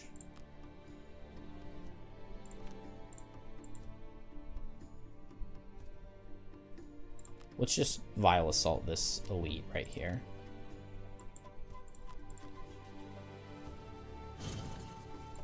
Let's move to here, target this normal. Let's move and heal. Good, good kill. I need a +1. Okay, well, we're not picking up this kill. Miss and a -1. Oh, it's supposed to go to the Jagged Shoals. I was just all messed up because the previous run was all messed up because it was looking for metal, and I didn't even realize there isn't metal in the loot pool here. Alright, Power Elite Cascading, along with... I could move here? Yeah, let's do that. I can even underspeed this guy trying to be annoying and go under me. Beautiful. And then this is Spyglass.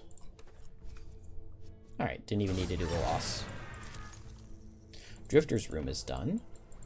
I don't know how that ended up happening just oh so much faster. Oh, I should have Spyglass that. That's okay, because they're not healing. We'll Spyglass this one. Yeah, Spyglass on that guy would have killed him, but not the end of the world.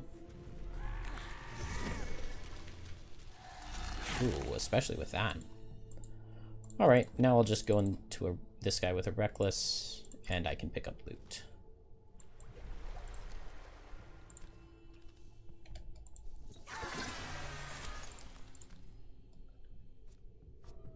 Okay. Heavy Sword would be nice, but I'm very likely to get the kill.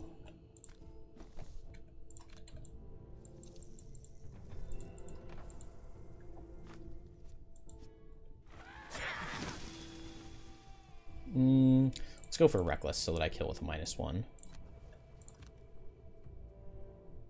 Just unfortunately we'll miss out on loot.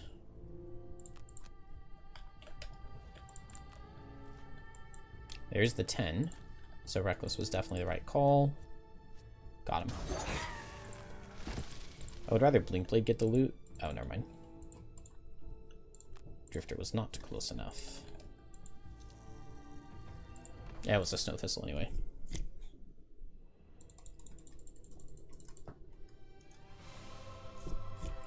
Alright, was supposed to do the Jagged Shoals first. No harm, no foul. We just go do that right now. And then we split. The only difference is that Blinkblade could have had one more perk for this level by doing the Jagged Shoals first.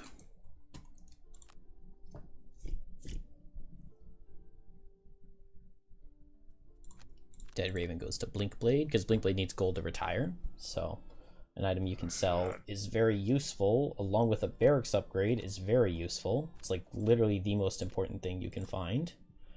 Also means I don't want to build any more buildings because it would go up in prosperity. So we'll just hold off on that for a second. You out, Snowflake in. And so yeah, we go onto the Jagged Shoals. And then just 2 more levels and we get our first retirement. Which will be the Blink Blade. Lose 2 morale. I think that when you draw modifiers, I'm not exactly certain. 2 morale sucks.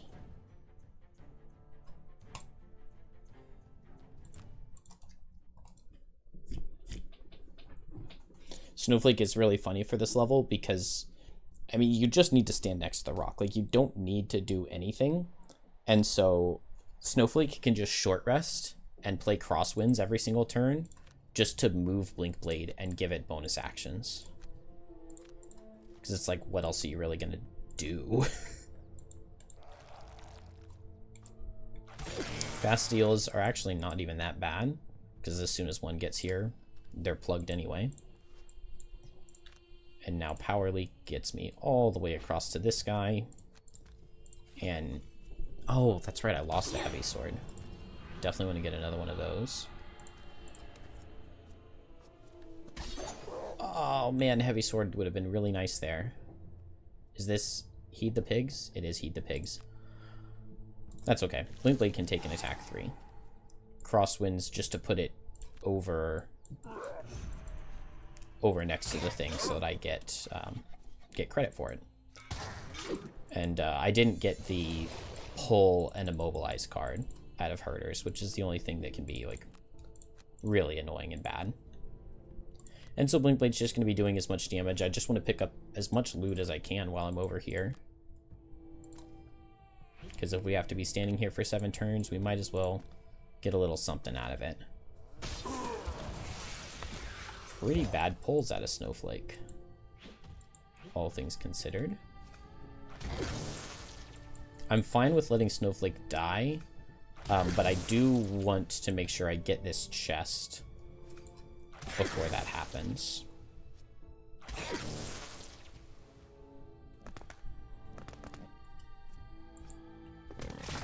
Nice. Alright, Blink Blade. Not quite. Okay. So now going invisible, this guy will die. So let's just go ahead and do that.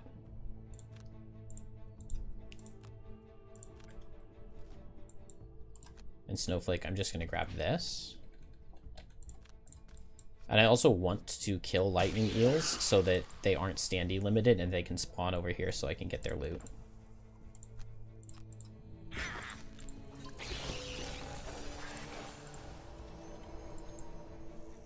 And then next turn, Snowflake can just grab the chest. I also have the ability to move Blink Blade out while Blink Blade's invisible, and then have Blink Blade loot and move back to the rock. The monster turns happen so fast here that even when they're like doing actions over standing still, it's really not that much slower.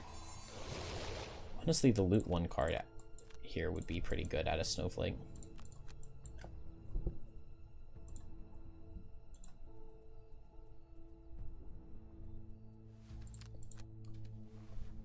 I really don't want to lose Temporal. Okay, cool. I didn't lose Invisibility, which is the other card I didn't want to lose.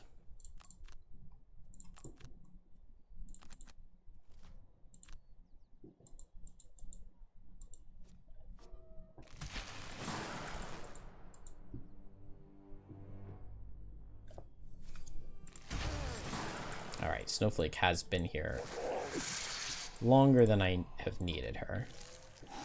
Hopefully this attack kills this guy. Nice. Okay, now Blink Blade can go back onto that hex. And so we will just let this pig kill Snowflake. Yes, that's the final pig.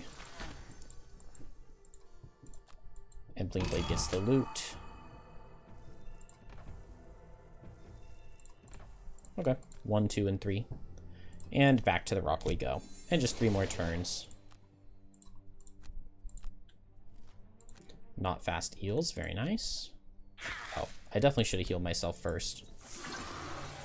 But it doesn't make a huge difference.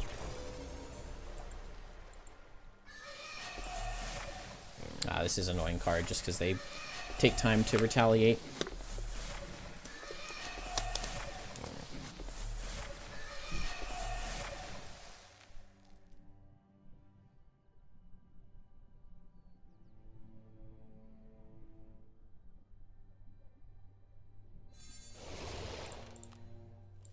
infinite long rest, and one more invisibility. Got much faster cards out of them, though, this time.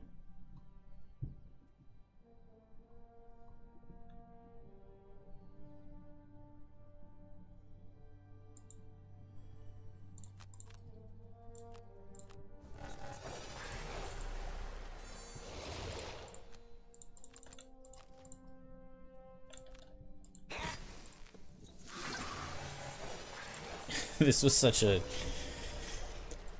fail of level design. Like, look at all of these enemies. What is this? It's so disastrous to play this in physical and try to figure out 20 different monster turns, when the best course of action is just to not kill anything because it means it's going to get replaced. Oh well.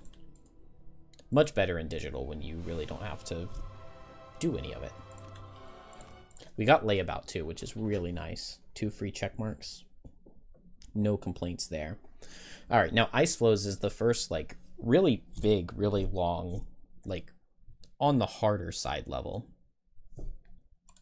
that we have in the run. It's also the last level that Blink Blade is going to play. Well, this Blink Blade. We're going to make 4 Blink Blades throughout the run, I think.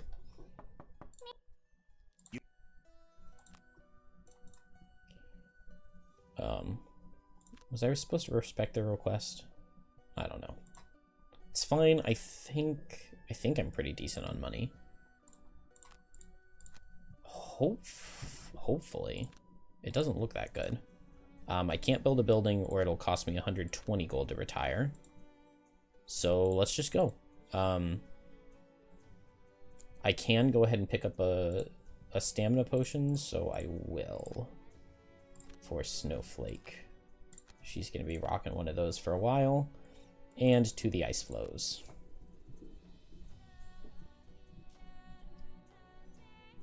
It's a cold, but you rush. Nice, 15 gold.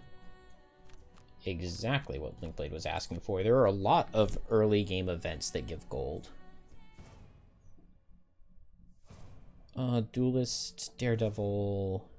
Yeah, I don't like any of those. Experience doesn't matter on Drifter at this point, because he's basically done. Yeah, same with Blinkblade. I don't know why I'm even looking. I do want Shockwave, which I don't believe I've put in yet. And this part is always so hard for me to try to figure out what to drop. Let's just get rid of Sustained Momentum. Random thought, which you found crazy. Kelp Hasten the End Bottom Bane triggers Death Spiral Stunning Curse. Yes, it does. On every single target. You can even increase the range on Hasten the End to hit everything in range 2 using the Ember Energy Source.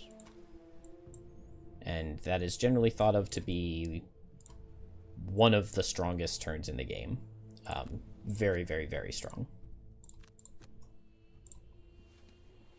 I've done it many times. Yeah, you can. I've stunned like 7 or 8 before. If you know the level Corrupted Camp, my original speedrun strategy was doing that, Hasten the End with Death Spiral on the Corrupted Camp. But I have a different way through it nowadays. Alright, this is the level where we summon the Snow Fox, and then we use this push card with Snowflake just to get everybody in there. And Blinkblade is going to go as deep as is possible to try to take out these wave throwers. Yeah, it's really, really OP to make everything range 2 instead of range 1. Alright, Cascading Reaction with Sand in the Hourglass is really good. I forgot to replace that heavy sword. Shockwave with Relentless. And then here, I kind of want to just... Well, I could pull the Fox back with Crosswinds. I think we're just going to hope he doesn't die. Take Hostage means he doesn't take very much damage. I do want to underspeed these guys, so I'm going to go ahead and Boots, so that I get the Relentless damage onto them. Unfortunately, they didn't group up with the way they moved here, so I'm not getting any Shockwave damage in this first room, but it does mean I'll get Shockwave damage in the second, which is good. And I get Retaliate here. And he crits an attack for 1. Blink Blade. This is a summon, so I would absolutely love to kill this elite here. I would love to kill both of these guys. I don't believe I have sap speed. That's making me think that Twin Strike is going to be the secondary card that I play. Just because it'll give me multiple... No, let's do Power Leak. Power Leak really could get it here.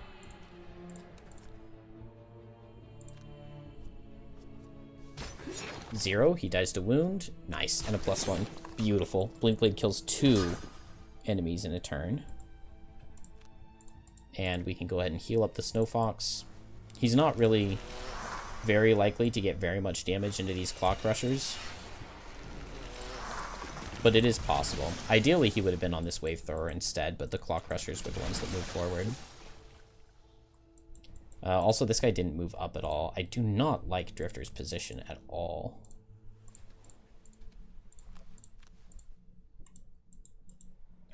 And then, now this is awkward for Blink Blade. Do I have Jump Boots still? Oh, whoops. Yes, I do have Jump Boots. Snow Fox doesn't get anything. Alright, Drifter can't move, but I have advantage here. I'm going to target down the elite. And an unfortunate advantage. I'm going to move Snow Fox over this way to get him closer to this Wave Thrower, as that's the ideal target. Maybe I'll target this guy, because I could kill him with the Retaliate. Good, okay. +1 means he dies to Retaliate on his hit on me. And now that means that my Fox is going to be targeting the Wave Thrower, which is a much better target. Do I get stunned? No, there's no light. Still, it actually makes more sense, I believe, to target this Lightning Eel. It's a little bit scarier than the Wave Thrower. Yeah, 4 damage is a lot. Okay, now Drifter can just move out of the way. Second time this guy crit me with an attack for 1. Drifter can move out of the way, and Snowflake can use this hazard for some damage. And yeah, this is why I wanted to leave the Wave Thrower alive, because he just doesn't really hurt Blink Blade very much. Now Blink Blade... Oh, I don't have to rest yet. Okay, so I can double attack. That seems really good. Snowflake, I just go as fast as possible, and I want to push... Ideally, I would like push and pull this guy. And Drifter can just move out of the way and go over here. Yeah.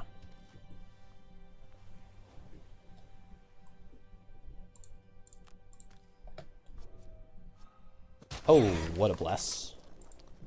What a bless. Oh, I can't move, though. I really want all that loot on Blink Blade. Alright, Drifter gets shockwave damage. Oh, I can Destructive Fury. I was supposed to Destructive Fury over here, but these guys just weren't next to each other at all.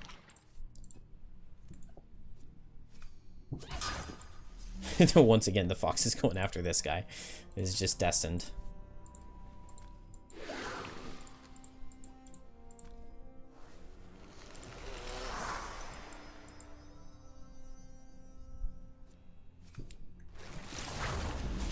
Alright, not a bad first room. What are Drifter's charges like? 4-2-1. So I really don't want to lose any more. So I'll just try to get one back with Draining Arrows.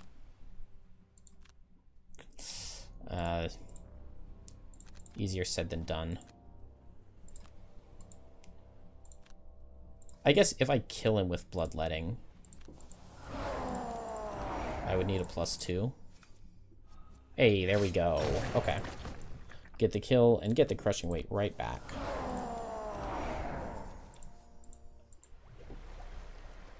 I think we can, yeah, we can enter this from above. So that works out quite well. It's going to take me a long time to loot all of this.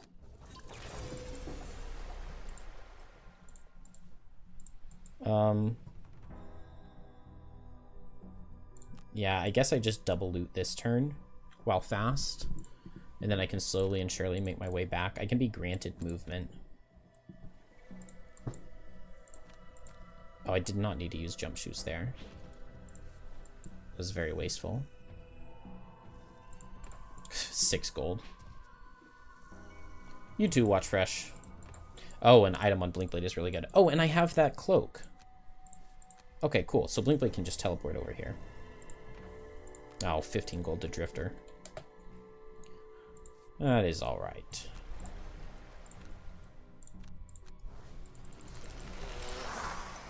Okay, let's activate Snowball. No Frigid Growth yet. I can just teleport Blinkblade back over.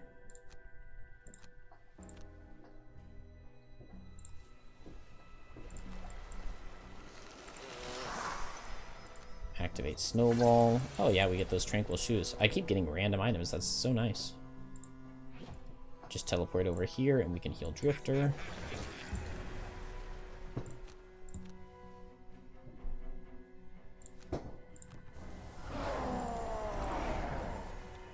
And now I just want to strengthen. And so I need to go faster than said strengthen. But I don't have anything that gives charges back.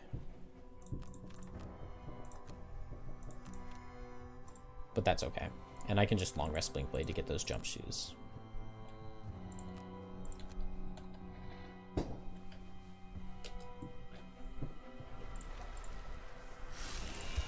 A strengthened Drifter with Shockwave and Crushing Weight is a very scary thing.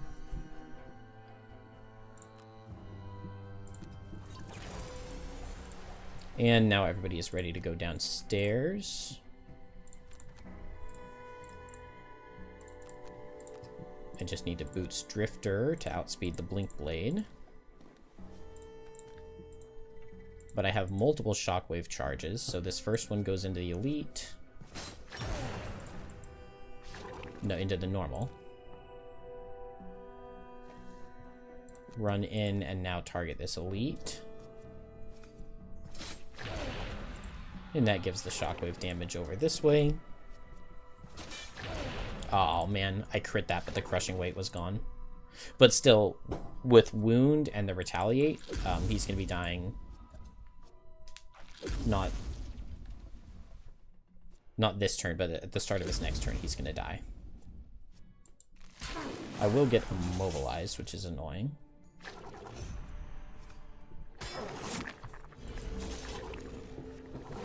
Any thought on what I want to see for the next Haven game? Your friends always throw around Space Haven. I mean, as long as it has a lot more color than Frosthaven did, I will be happy. I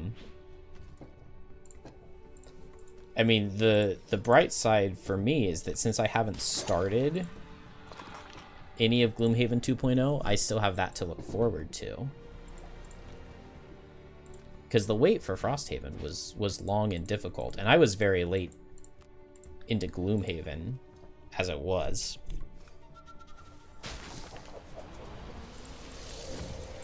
But yeah, I mean, for the most part, they've gotten so good at designing the classes. The classes are the things I'm the most excited for. Color Haven, yeah. A nice fancy looking Color Haven with fancy pantsy classes that do lots of cool things, and I would be very happy.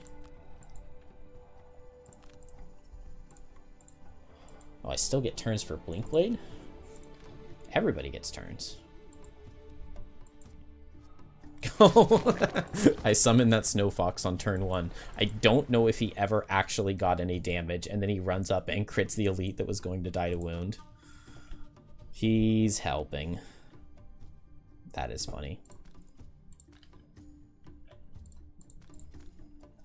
Let's just try to kill all of these. We have Snowball. Okay, good. They all go down. One of the benefits of the Snow Fox is hitting these guys. The Algux Artist. Do I have... Yeah. This is really good. So Blinkblade's going to get a lot of money here to allow it to retire. as long as this one lightning eel doesn't deal 47 damage to the scenario.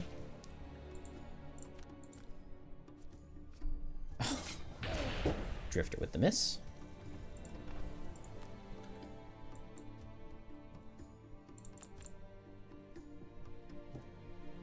No tokens here. But yeah, move 3, I can get to there and loot. Drifter, I think I just try again with Violent Inheritance. Oh, this guy's gonna run forward. I don't love that.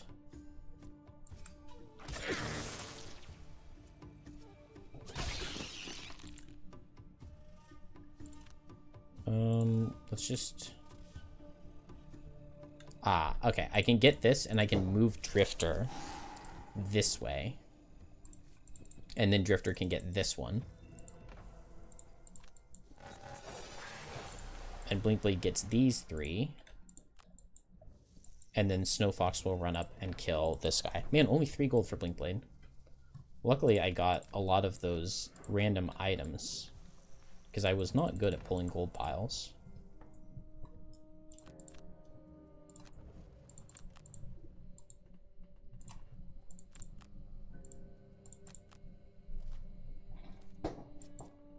Hey, and Snowfox gets the final kill. We'll let Blinkblade get the money just in case it needs it for the retirement.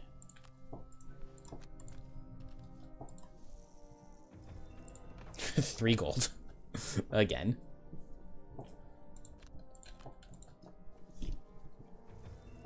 $3 gold again.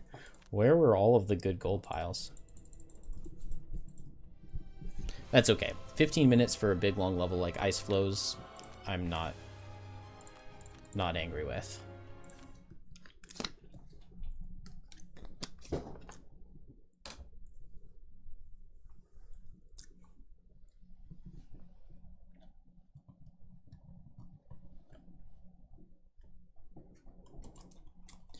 So Blinkblade sells everything. Yeah, I just need 40 gold. I definitely have that. A group of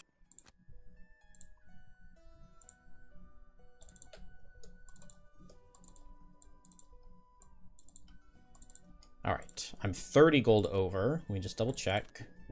Yes, so I can spend 30 gold, donate 30 gold towards building buildings, and I will still be able to retire.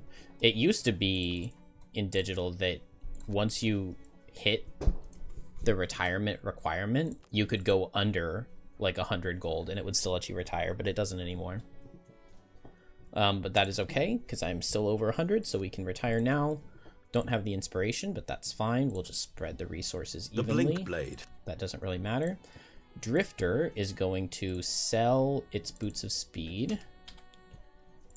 Then I'm going to make a Kelp.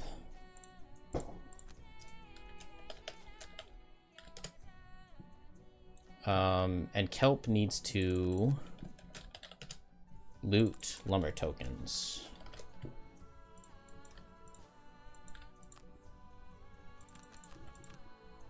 There we go, searching for the oak. And I want these Boots of Speed. Unfortunately, 10 gold goes to waste. And I need a new Blinkblade.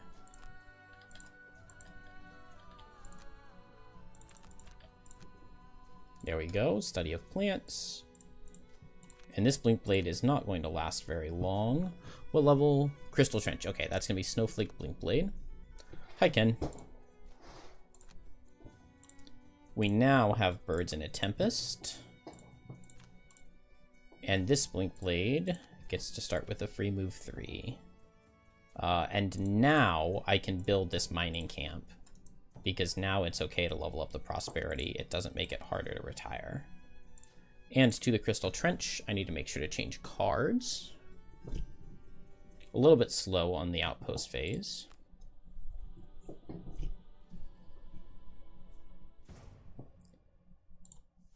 I'm not going to worry about any of those. Here, I want Birds in a Tempest over the Snowfox. And here, just my usual changes. Alright, so Crystal Trench is really cool. So this Blinkblade needs to loot 5 different herbs to retire.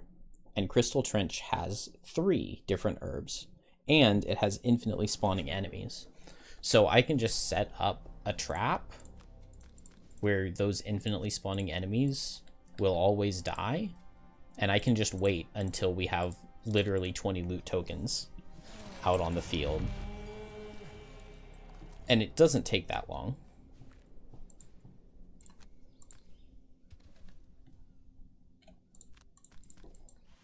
And we get to see the Birds in a Tempest summon coming out here.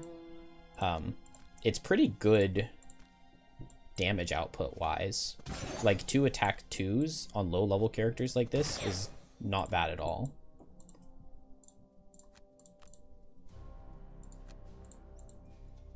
Ideally we would have seen more damage out of Blink Blade there. But it's probably not the end of the world. Hasty Assault Polar Bear. Oh, but I outspeed it. So let's go here, and Poison Dagger the Polar Bear. Miss. You've never seen the actual bird summoned before? Yeah, it is. It's actually possible to not just play the bottom, believe it or not.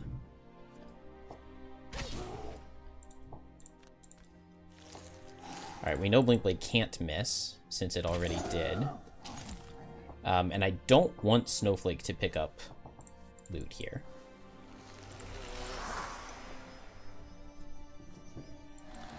Unfortunately, they're going to kind of wreck my birds.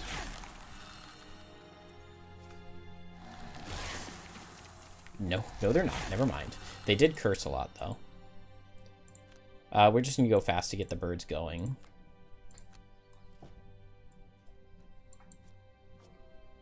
Hopefully they can get those curses out. No, they'll just kill instead.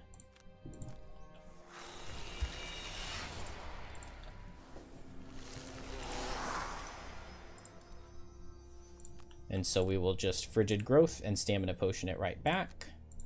Blink Blade has an advantage. Draw one of the curses. No.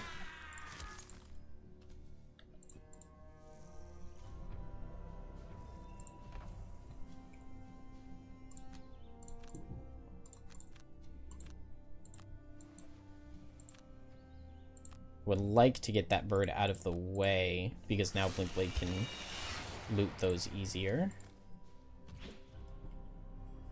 And Blink Blade does need to get all of the loot here, because I don't really want to risk any herbs going to Snowflake. Yeah, I haven't seen one yet. There's only one of each, so if an herb goes wrong, it's like really bad. There's not really a backup plan to retire Blink Blade. I have like 1 to 2-ish backup levels planned if I'm missing one of the herbs, but if I'm missing more than one, there's just no way. Oh, not Temporal Displacement. Yeah, we'll drop Power Leak. Yeah, 5 different herbs, so Snowflake is just amazing for setting it up. Because it's going to spawn Endless Hounds. And so they run through this. They only take 2 damage, but, you know, 2 damage is better than nothing.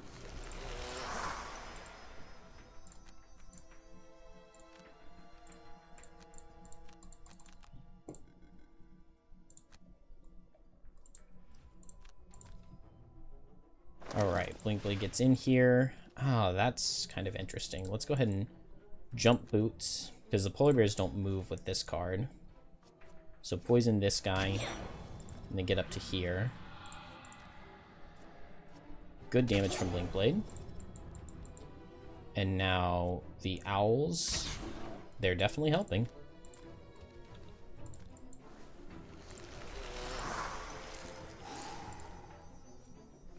Oh, miss. Very sad miss. And one bird goes down. Was that another curse? Please stop cursing me, I say. Oh, and really fast Polar Bear's healing. Luckily, Snowflake can go at 1.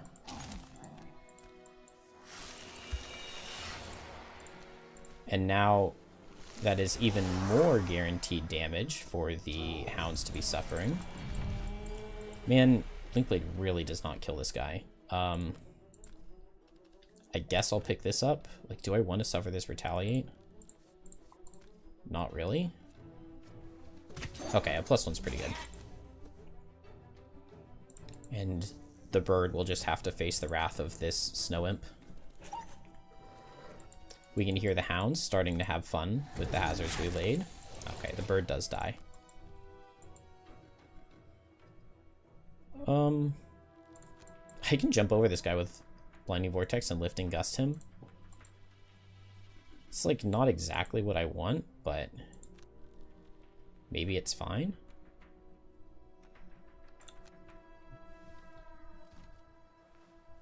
Gosh, he's fast. These bears were so annoying.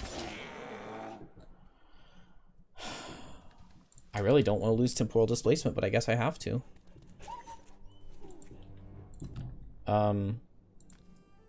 In that case, I really need to be killing this Snow Imp. Oh, that's not even going to work, is it? Okay. I can stand in the Hourglass and do damage to him. And I can kill him this way. Because unfortunately, the Snow Imp was going to heal him. I just won't pick up that loot token. This has been really awkward and bad and slow. And the hounds reach me. Okay. Is this multi-target? Oh my gosh. Wow, that was lucky. Why can I not kill anything?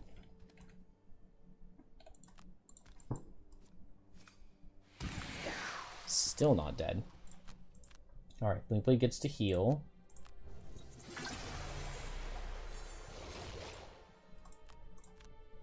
Ooh, I am way behind the pace.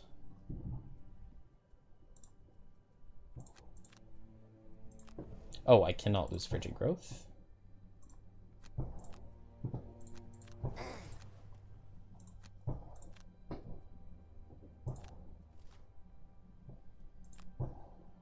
Really not looking great.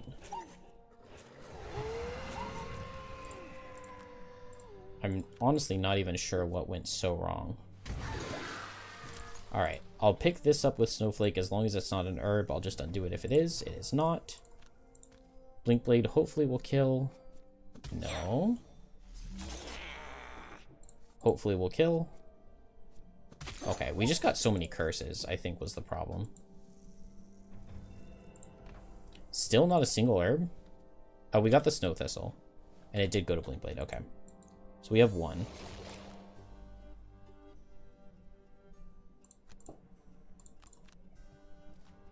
Good. Hound is not super fast.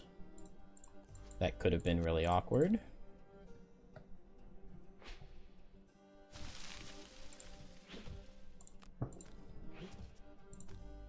Oh, I definitely want to Poison Dagger that guy. Let's go back and Poison Dagger him.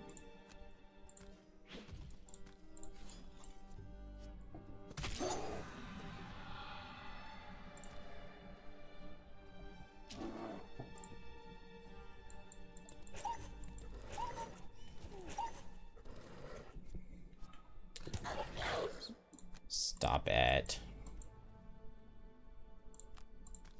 Maybe this will kill? Almost.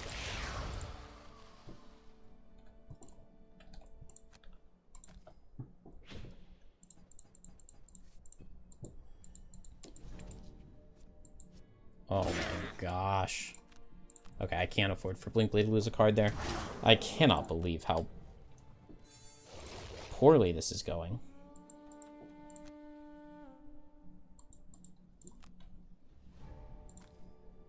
Oh wait, he has multi-target. So I need to go like over here.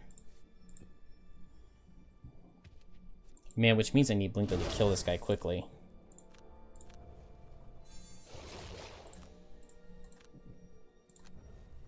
No, okay, he doesn't have to kill him quickly. Okay, good. Move 1, we finally had... It's like so sketchy. This is not supposed to be difficult. It's just all the curses, I think.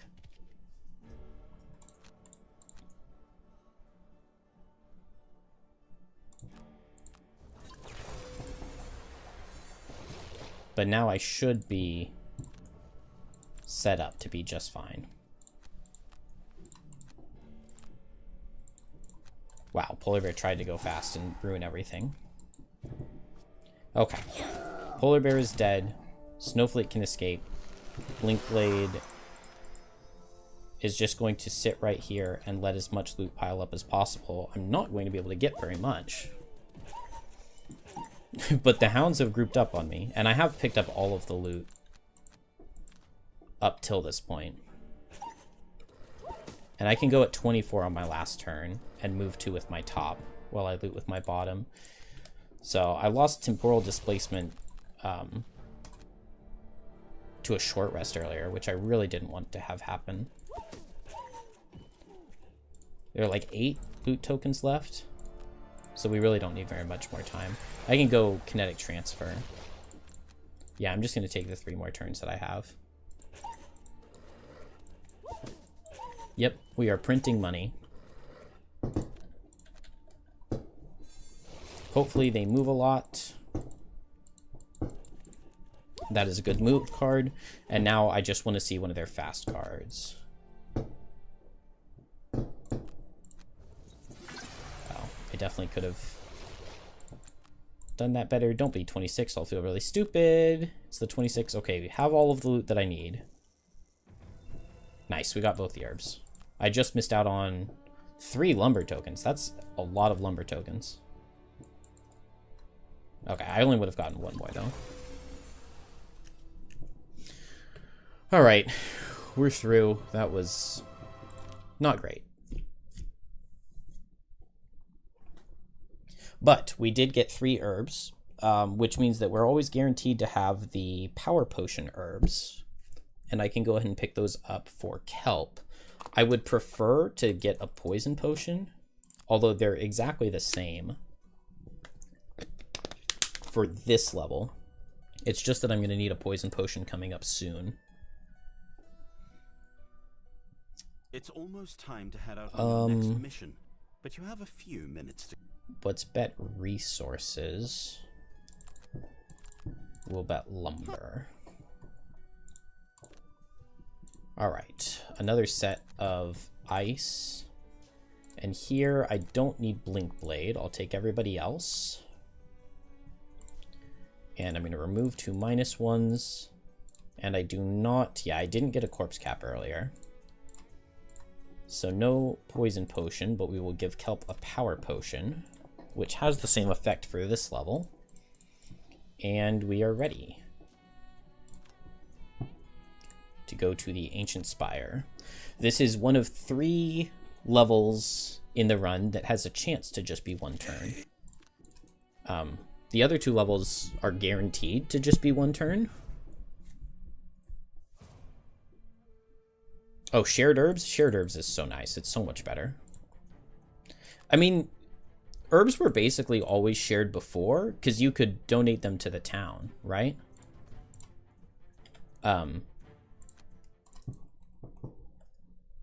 Like, you kept them on your person, which makes sense when you're the one that loots them, but then you could always just move them to the town, and you could use...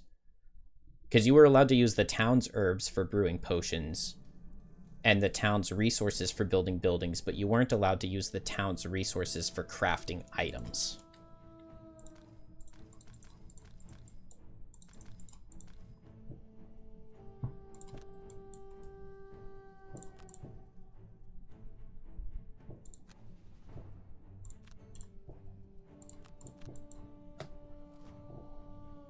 All right.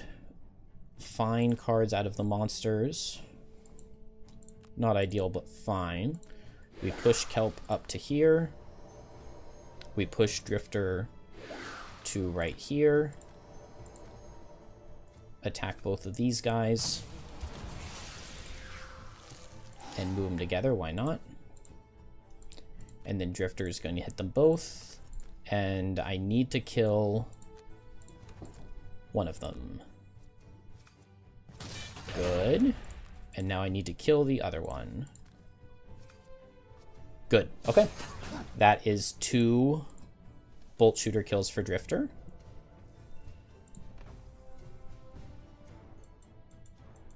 Yeah, you were. Yeah, there was a place on the sheet to give your herbs to the town.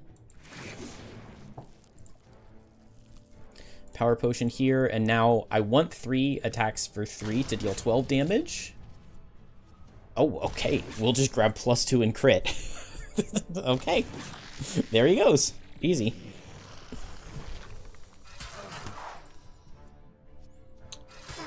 How does the town get resources? You just, you can just give your resources from your characters to the town.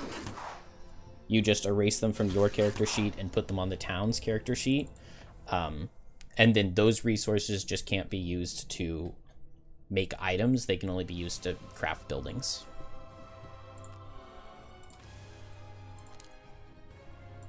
Okay. Well, that was a very successful level. Really nice to have the deck. No. In digital, you can't give your items to the town.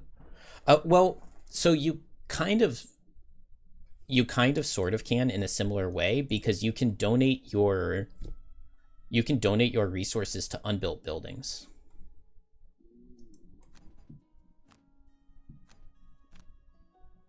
Why am I gaining 9 lumber?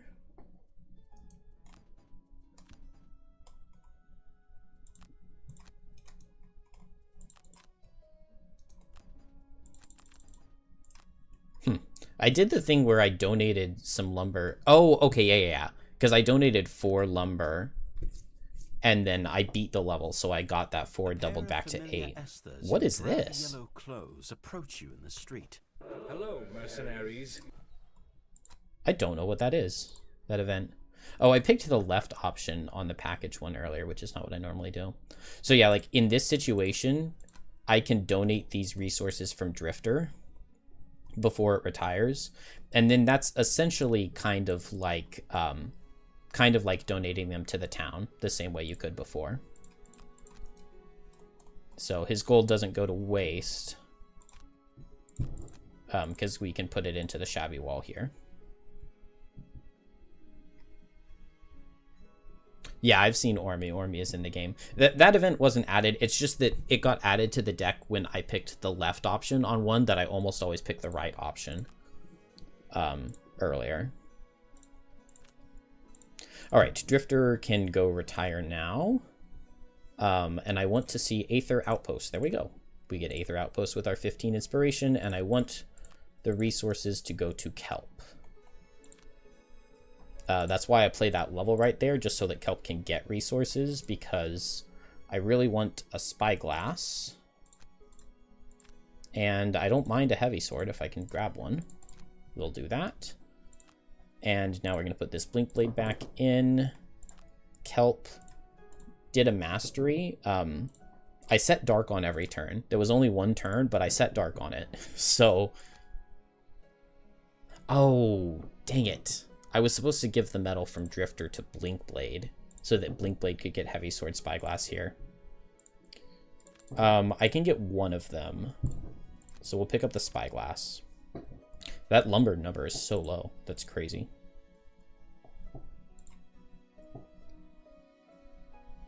Oh, I think I was supposed to build the stables here. Do I have my...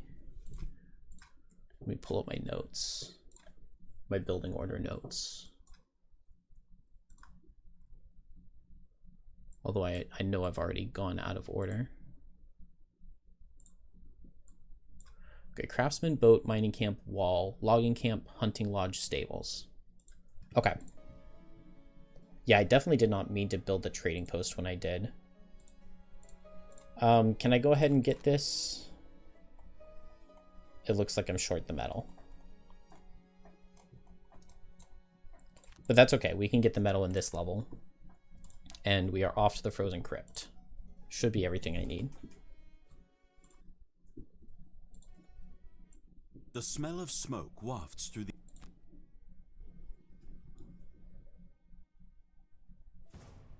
Feels like I'm forgetting something, but hopefully not.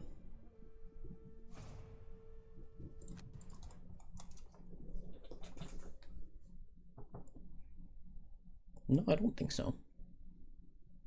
Ancient Spire was a 4-minute level. That is cool. Okay.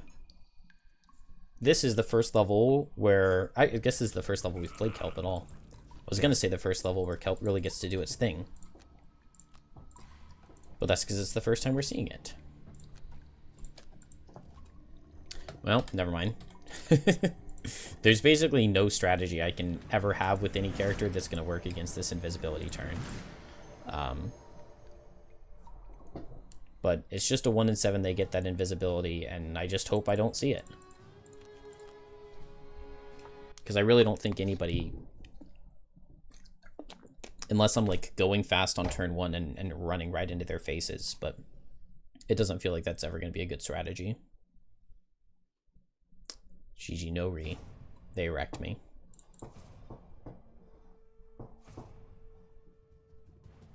Man, I hate these battle goals.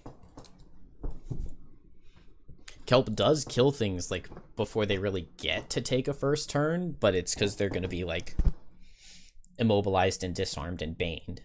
And they'll take their turn and die instantly, but that doesn't give you that battle goal.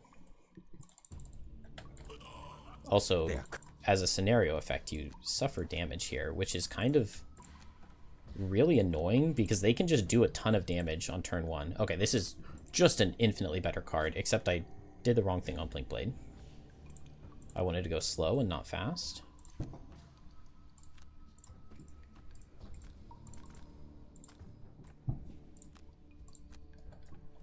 Alright, much better.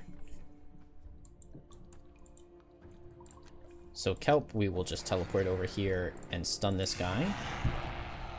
Blink Blade gets the free move. And I can suffer damage to give him 2 more negative conditions. And now on Kelp, I can bane him and I can take away... Well, they didn't set ice. Had they set ice, I would be able to take away their ice. And I would be able to do it faster than they could get their shield at 13. Poison Dagger, really good damage there. And Spyglass here. Oh, absolutely beautiful. You can't script it any better. Alright, we get to start with 2 trophies because we got the Mastery last scenario. And now I can just steal the element to get another trophy. And both of these guys are going to die and give Kelp 2 more trophies. And that's a pretty successful first room. Now, I need Blink Blade to get both of the herbs that are in this level. So I'm going to let it pick up all of the loot. Didn't get one. Now, unfortunately, I'm just straight up not guaranteed to get the herbs. Because we get, like, 13 loot tokens total, I think. And there are 2 Corpse Cap 2 Rock Root. And if we can get those, we retire. It's I did the math on it. It's like an 81% chance or something like that you get both of the herbs.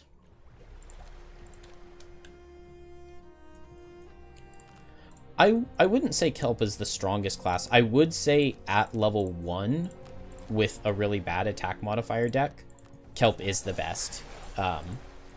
Because you can just bane things and guarantee that they die. And you don't have to worry about bad modifiers. And obviously, low-level enemies are going to die. Are going to die really easily to banes, since they have lower health pools.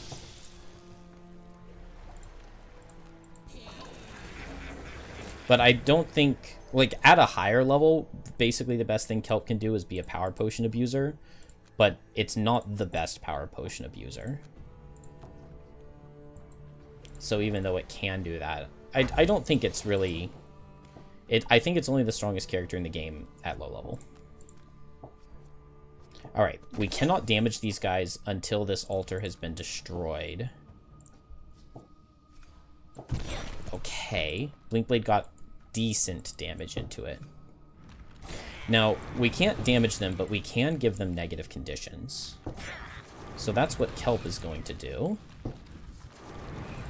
I will just teleport next to this guy, give him a wound and a muddle, and a bane.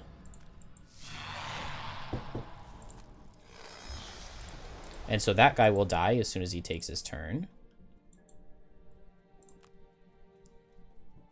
Oh, I do not love this for Blink Blade. Hopefully it works out.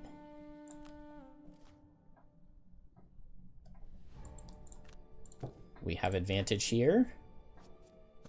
Oh, and it was a really good advantage. Dodge the -2 and get the crit. I'm really glad I got that Spyglass. Blink Blade gets this chest, which has 3 loot tokens. We got a corpse cap. We just need to pick up the rock root that is also in this level. And we will just run at this guy and give him 3 negative conditions. And a 4th as a bane. Wound plus bane plus disarm. He doesn't get to do anything. This guy didn't get to do anything. Unfortunately, he didn't move. And then there's a funny glitch in this level where you can accidentally end it too early. So we're going to make sure we don't do that.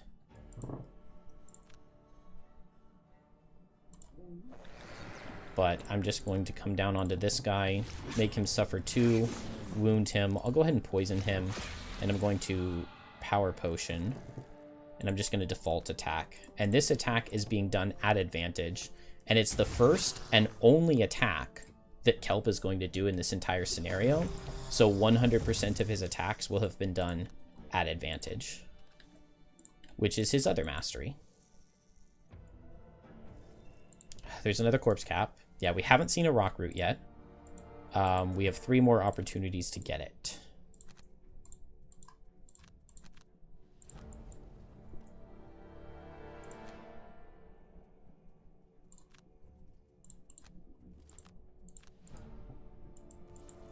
But yeah, if you kill this guy before his last buddy spawns, the scenario is not supposed to end. There we go. We got the rock root. Beautiful. The scenario is not supposed to end, but it does.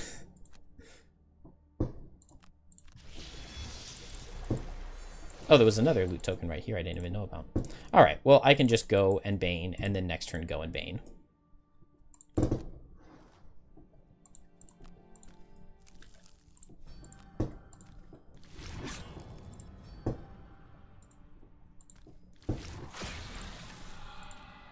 And it really makes you wonder why people say that they don't think that Bane Kelp is like the most broken thing in the game. Because like, look at that, it's so crazy.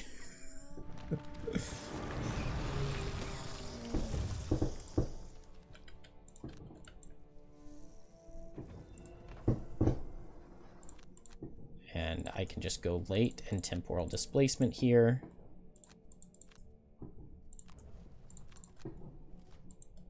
And I wouldn't have enough tokens to give him everything if it weren't for Tumultuous Panic. But with it, I can. And that is like 5 of the 7 enemies in this entire scenario all died to being baned.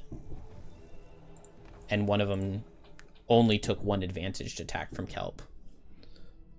So unless I mess something up, that should be the mastery. Yeah, we got it. And that's 5 different herbs on Blink Blade. And he's ready to retire.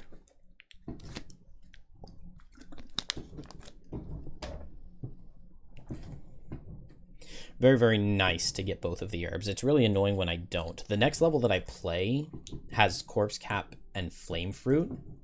And I'm going to be playing it with a new Blink Blade. But if I didn't get the herbs, then I would just go with this same Blink Blade. Because the experience isn't going to matter. And any gold here just goes to Kelp. A young man. We will take the morale from that without complaint. Unfortunately, no use for the gold on Blink Blade here. Are there any buildings I can donate to? No? Okay. Oh, I'm not Prosperity 3 yet. That's crazy. I'm always Prosperity 3. Alright, well, stable's going. Ah, okay. I can donate to the Enhancer here. And And now I just retire. It's going to give us the garden, which is very, very, very good. I don't want to spend Kelp's gold because you always want to have enough gold to get the barracks upgrade when you come to town. Oh, okay. That's why I wasn't Prosperity 3, because I hadn't retired the character yet. Okay. That makes sense. This Blink Blade is going to be kill 15 imps. There we go. Boom, boom, boom. And we get to start at level 2. And these characters can just go play one more. I'm going to take Lion Weight, but I'm not going to add it to the deck yet. And we'll just grab these. And here I want both the free move and the ignore immobilize. And we're ready. Yeah, Spire Basement. That is where I thought I was going. I have the stables. Yes, stables is building.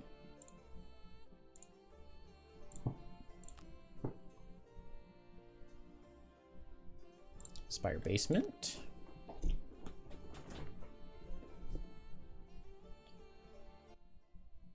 Oh, I've gotten that twice now. That's 2 extra inspiration. That actually, if I can get like 1 or 2 more, that actually comes in really handy later.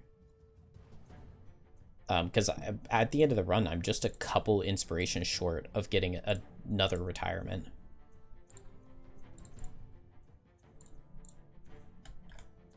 All right, and I don't need a level 2 on Kelp. Yeah, we can keep the cards exactly the same.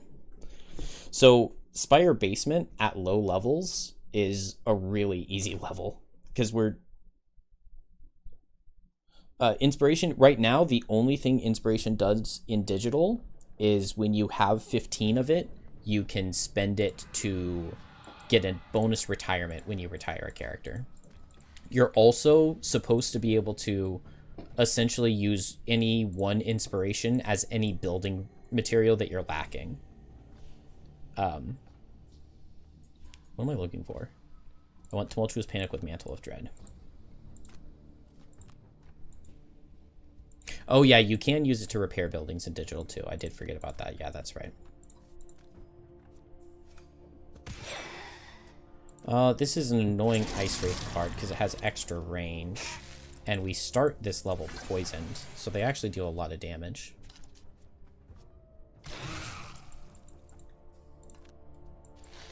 Oh. 1, 2. 1, 2, 3, 4. Oh, is they really not going to reach me? I would love to see a little bit of damage out of Kelp here. I get to wound this guy. And a 0 here is fine. +2 is more than sufficient. Unfortunately, I didn't get to move closer to the living spirits because I didn't want them to wreck me. So that actually makes this awkward. Oh, that's fine. I just don't get to do the cool strategy. Normally, I like to teleport next to both of them, wound both of them, and then just use Sand in the Hourglass with Blink Blade to kill everything. But unfortunately, that's not going to work here.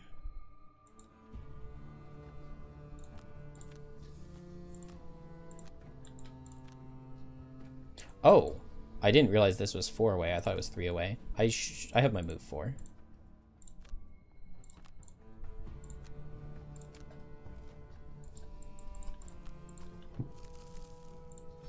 Yeah, normally I move Kelp closer, but since they had their extra range card, I just didn't want to deal with it. Alright, now that guy will die to the wound. And Linkblade doesn't really need to do anything here.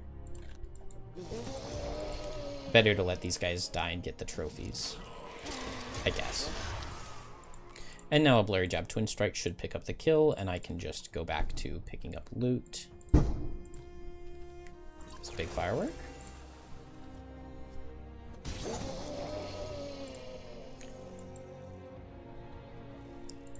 Hey, there's the Flame Fruit. We didn't particularly need it for any reason, because we already got our retirement, but it's nice to have the Flame Fruit. We're going to be using quite a bit of Flame Fruit later in the run. I don't even need... Ooh, and Corpse Cap. That's really, really nice. Alright, I think I can just long rest now on both characters. Surely I can find cards I don't need. Like Twin Strike? And Hollow Aura is fine. This next room is kind of why these characters just absolutely destroy this level. And it's not really even funny. Blinkblade just runs in. Oh, man. We got the only Living Spirit card that messes things up. Blinkblade pushes that guy into the traps. Unfortunately, the Living Spirits are fast here. And so Kelp gets to kill 2 of them. Normally you get to kill all 3. Oh, I could have picked up the loot. Normally, well, not normally, but frequently I need Blinkblade to be picking up the loot.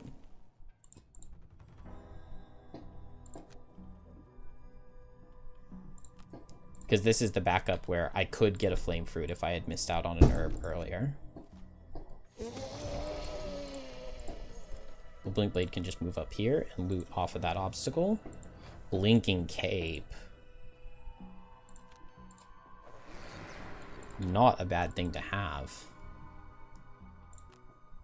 Do I not have a single move top? That's crazy. Alright, fine.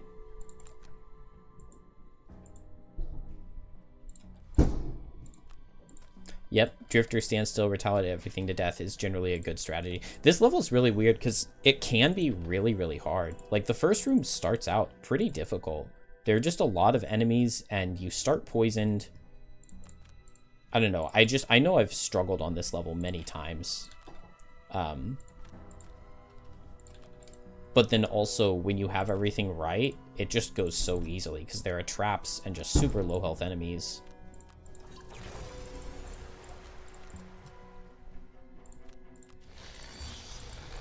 And just one more room to go.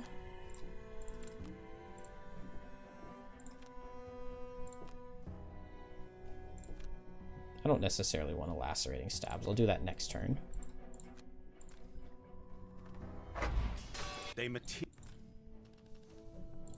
Yeah, the Drifter Retaliate card is just really nice because it's like Crushing Weight gives you 2 damage per turn. And if Retaliate is also giving you 2 damage per turn, like that stacks up really quickly.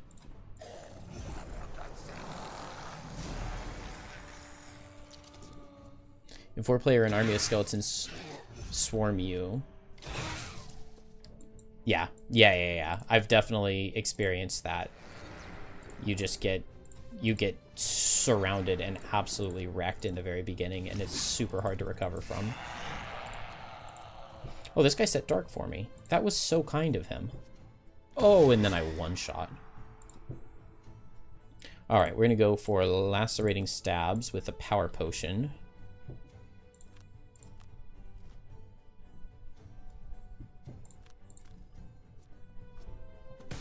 Nice.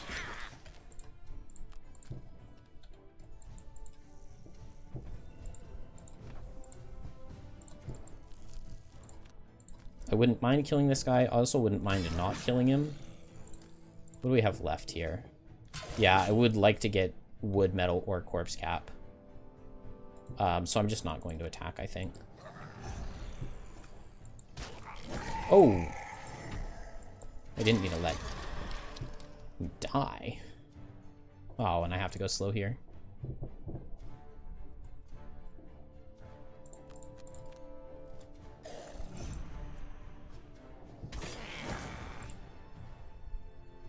Alright, Blinkblade, get the kill. Good job. Worked out. Yes, we got metal and corpse cap. Beautiful.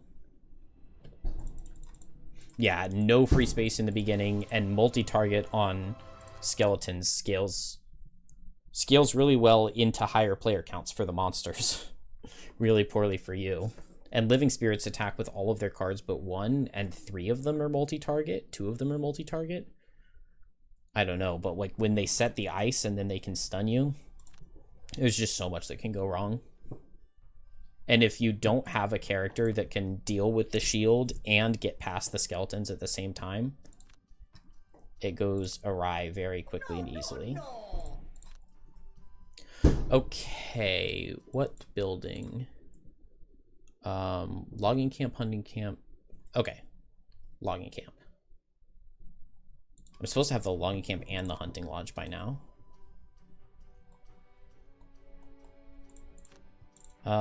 I don't really want to spend the morale to double build. So we'll just get that. Oh yeah, I accidentally built the trading post when I was not supposed to. I need to make sure to put this trainer's net on. You get it, but it doesn't like auto-equip it for you. And then here I can go ahead and grab my poison potion, which I'm going to put over the power potion for now. Is that everything? This feels like it was a really fast town phase, but... Oh, let's buy a medal while we can. I really want this garden. Alright, we're gonna double the morale for the garden. It feels worth it. And to work freeze, right? Yes, work freeze is the level.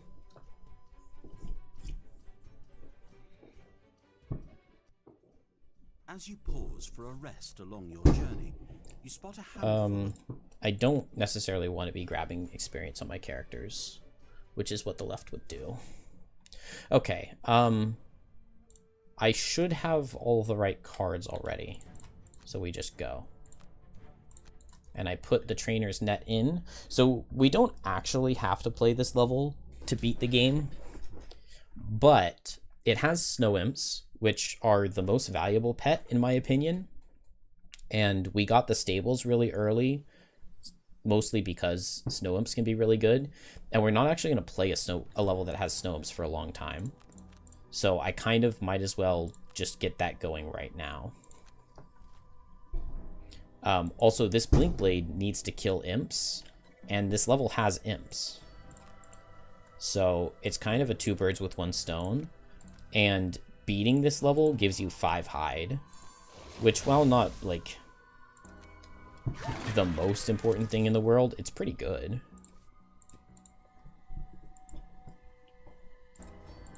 I wonder if I can like save any time by having... What? I did not play the loss there. I don't think the Blinking Cape can save me any time. It would be cool, but I don't think it can. Alright, so we blow up a bunch of things. Blinkblade has 1 imp kill. Yes, the bomb stepping, as long as you trigger the bomb, it does count. Man, Blinkblade could theoretically get another kill here. Let's go for Cascading Reaction. And let's just see if we can get it. That would be cool. I have the Ignore... Oh! I have the Ignore Immobilize card specifically for this Hound card. I got the Ignore Immobilize perk on Blinkblade. It doesn't actually matter right here, but just in case they got it later. Move over this way and place another bomb. Get my loot. And Blinkblade, I'm going to try to kill this guy. Okay, we just need a -1. Got it. Now this guy was really annoying.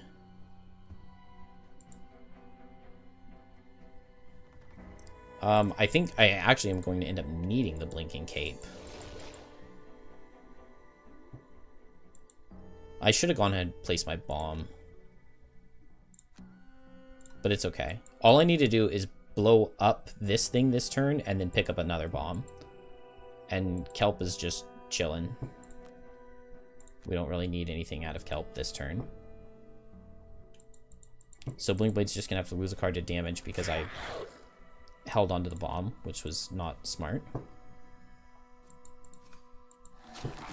Kelp doesn't mind. Blinkblade, I'm just going to place the bomb right here. I'm going to forego my top. I'm going to step on this bomb. I was supposed to have Blurry Jab in hand.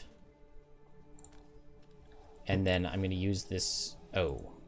Not going to use the Blinking Cape right now, but I'll use it next turn. Because that Polar Bear was going to be mean.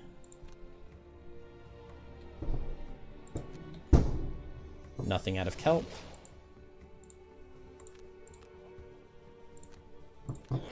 Okay, nice. And Blink Blade just does Experimental Adjustment plus Blurry Jab, and that will end the level. Hey, here's the Gripping Teeth. This is exactly why I took the perk. We just have to lose cards to damage so that the bomb doesn't blow up. But we are not immobilized. And now that Blinking Cape is going to come in handy. I get to come over here, go invisible. That's going to blow up the 2 bombs that were left over here. Gets me another imp kill, so that's 3. Jump shoes to get to here. And that is a 4th imp killed. And now we just need to destroy 1 more of these. So Kelp can teleport over here and make everything adjacent suffer damage. The Trainer's Net lets me capture my handy dandy Snow Imp. And then Hollow Aura as an attack is enough to pick up the kill.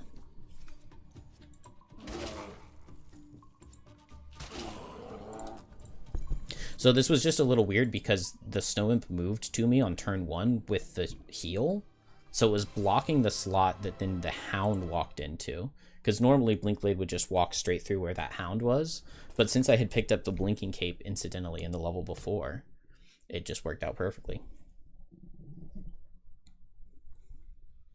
But that should be 4 imp kills on Blinkblade. I do need to keep track of that.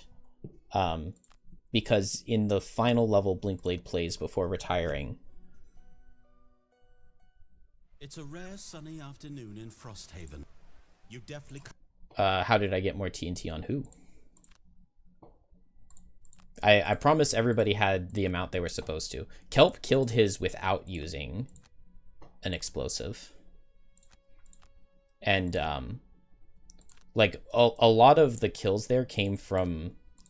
I had just placed explosives that I hadn't... I'm going to load the save because I think I picked the wrong option. Like, on turn 1 and on turn 2, Kelp just placed 2 explosives that it never blew up. And so Blinkblade blew both of those up with experimental adjustments going invisible because it makes things suffer 1 damage. So it blows up the TNT really well. It's a you tug. Oh, that is not any better. That is actually worse. Dang it. Yeah, both of those options were just bad. Even using soldiers, I'm not getting anything. Wow, this loses... I just lost more hide than I even got by doing that level. And I lost a ton of soldiers. I just lost 8 hide and 4 soldiers. That's... Man, I hate attacks. They're so stupid. It's one of the harder one. You tried my system, but then you opened the door. Yeah, it's hard. It's hard. You have to know what's coming.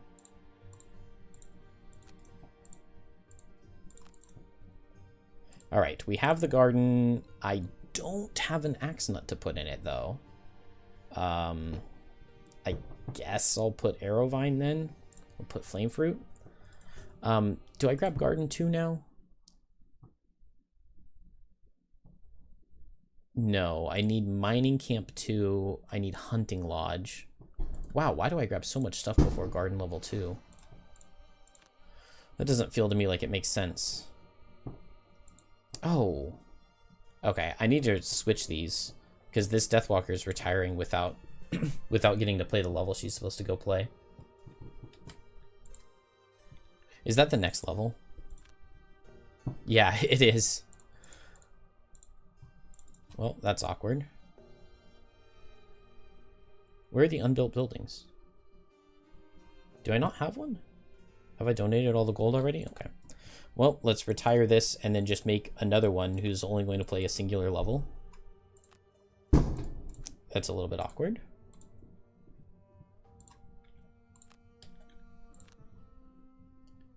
We'll go for capture 8 enemies. I'm going to make a Deathwalker later who's going to be capture 8 enemies.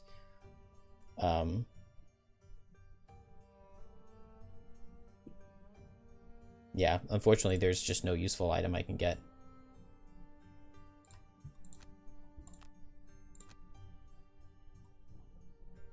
Okay, these characters go away.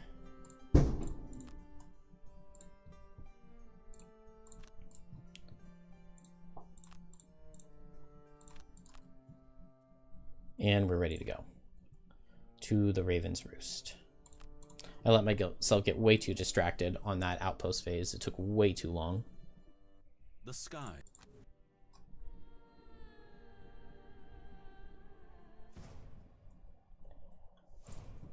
I need to change the cards here. Let's grab this teleport just in case something goes wrong. And one more card to drop. Yeah, we can drop Dark Fog. Bring the Snow Imp. Alright, so Snow Imp is really good here because the guys in the first room have to suffer damage every single turn. And Deathwalker has a really good wound card.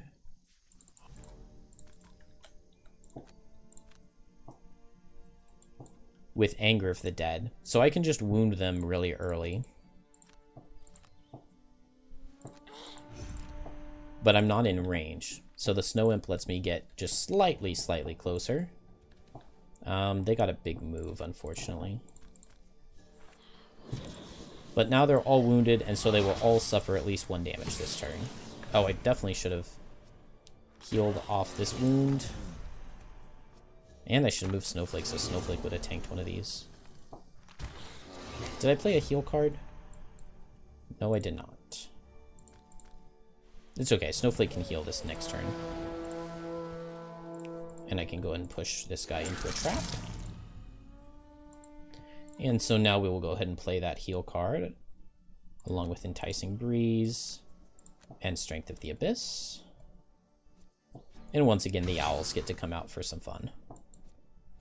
So we got Birds in a Tempest early, and then just don't even use it for the actual Birds in a Tempest stuff that everybody uses it for. It's just because summons are good, because they increase your damage output. It's a really nice pull on that attack there. Make another shadow and hit this guy, and he's just going to be attacking the owl. Nice. Okay, 2 of them dead to wound. And neither of my birdies die. You'll love to see it.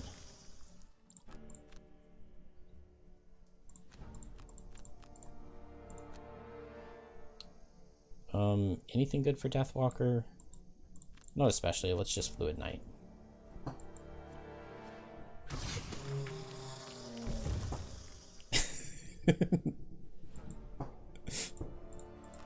Yeah, why would you call the card birds and then not use the birds?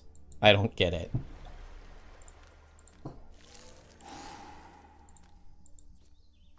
Because everybody just calls the card birds.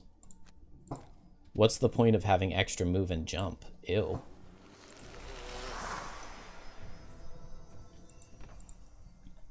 Yeah, I would love to kill this guy without using a shadow, but...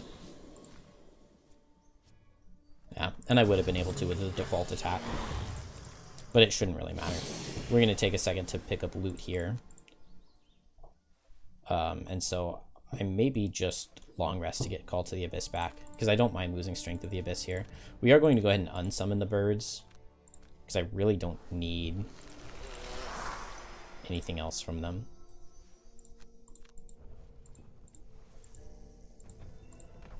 Ooh, an Axe Nut. Oh, that's really good, because I was short Axe Nut.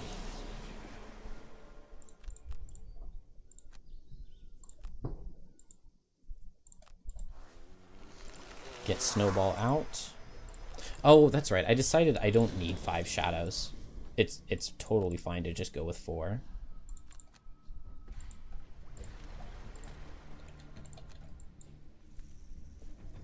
I should have long rested Snowflake there.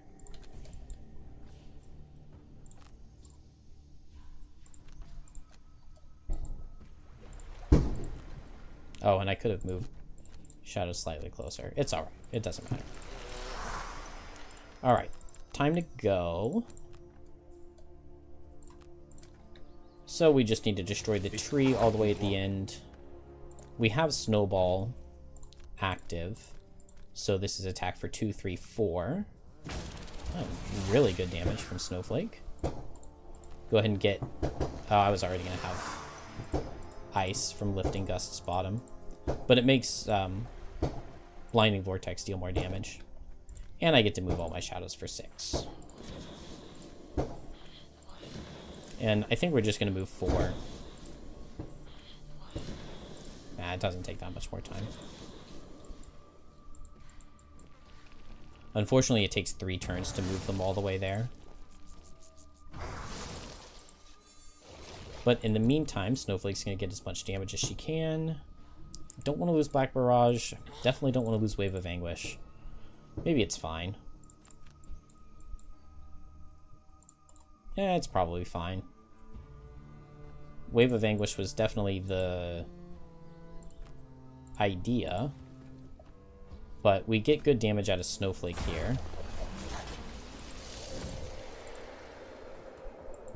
I don't think Snowflake has any Snowball left, though. And now I'm muddled. So I probably won't get much damage from Snowflake this next turn.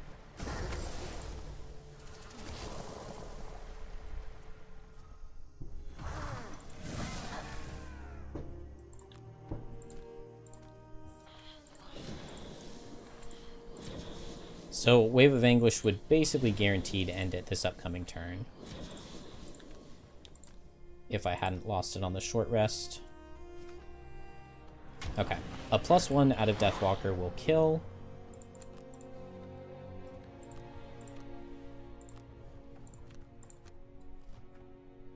Oh, I can probably make it suffer damage with Relentless Shadows? I'm not sure. I bet Snowflake's dead. Yeah. Oh, I don't have a shadow on it, do I? Okay, I can do that bottom to make it suffer 3 this next turn. Okay. One more turn, and we'll get it.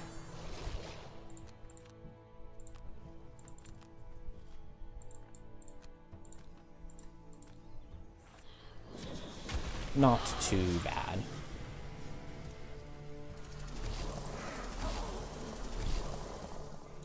Yeah, I like Deathwalker for that level. The thing has Retaliate, and it just works so well in the first room.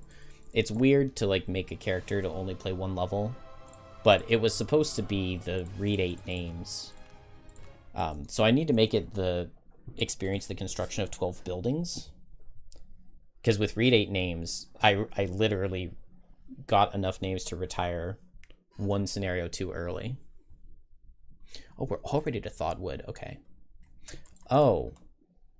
And this is where being way behind on building my buildings comes back to haunt me, because I need the craftsman leveled up to have access to the Thawedwood. So I'm not going to be able to go play that. So let's level up the craftsman now. And in my notes, I'm supposed to have the hunting lodge already. Oh, yeah, it's because I built this stupid trading post. Okay, I need the sled. I need the enhancers coming soon. I don't get an alchemist level for a long time. Alright, I assume I'm going to need the sled. I really don't want to pay the double build penalty.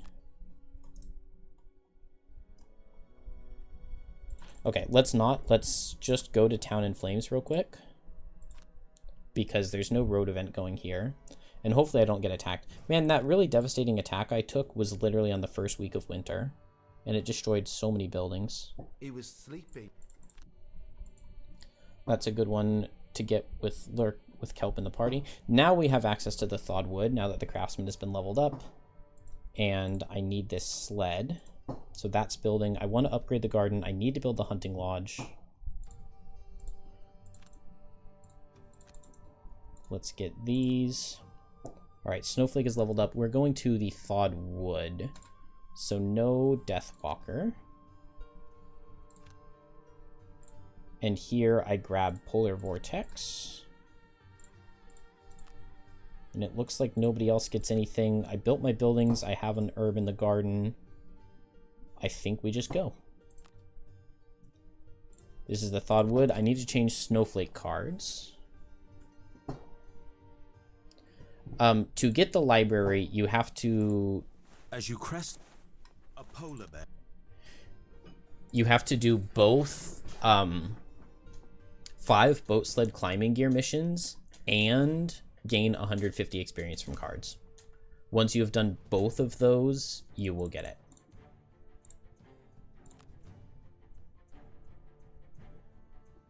And so here I want Polar Vortex over Enticing Breeze, and I can drop, where is it? Spirit's Call for the Snow Fox. And then on Blink Blade, I want Borrowed Time.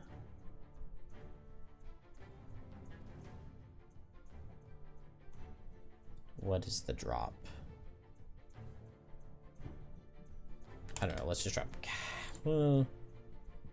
dropping Cascading Reaction doesn't make sense. Power Leak? I don't know. Surely it's fine.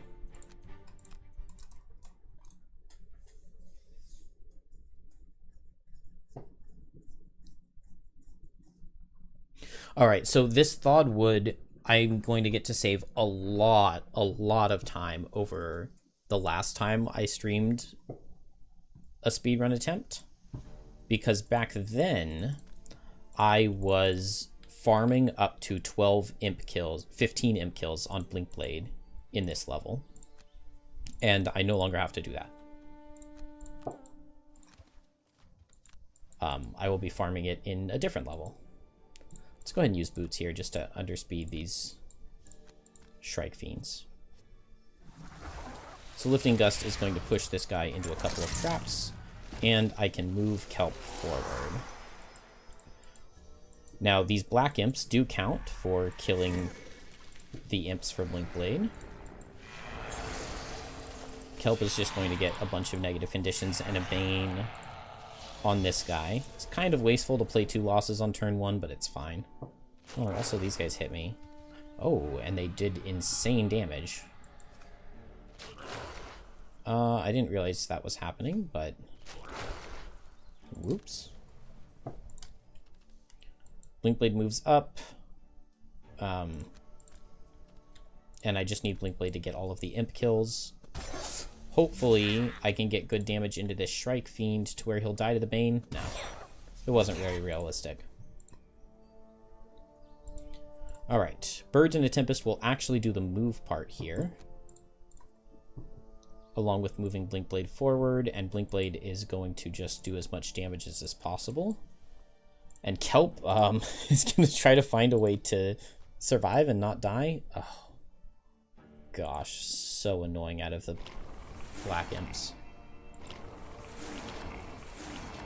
The Shrike Fiend luckily is disarmed and everything, so it's not really going to do anything here.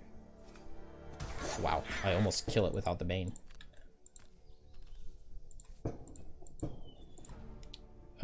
I guess Kelp is going to go ahead and Poison Wound this guy. Yeah, and I miss out on the disarm.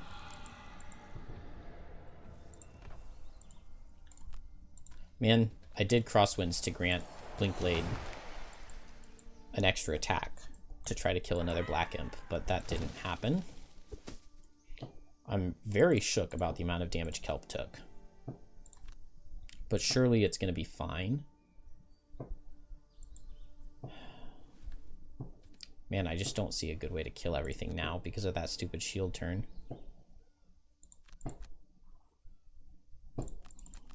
I guess I can play the Cascading Reaction loss. The problem is that it can leave them on low health. And then they die to wounds. Okay, that's 1 kill. Okay, good. Good. That's 2 kills for Blinkblade, so that should be 6 imps total now. And I'll go ahead and Heavy Sword Spyglass this one, because I can disarm him with this. And now Blinkblade will kill him with his Sand in the Hourglass.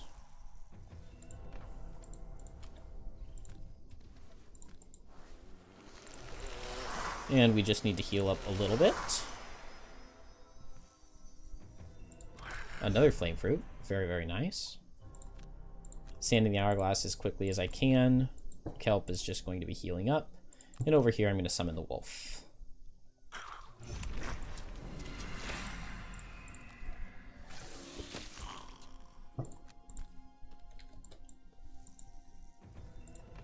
Ooh, an axe nut. Alright, we got both of the herbs available here. Okay, still a couple more.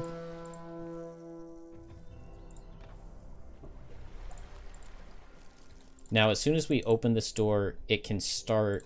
Well, not can. It will start endlessly spawning enemies. Imps. But we're not going to take any time to kill any of them.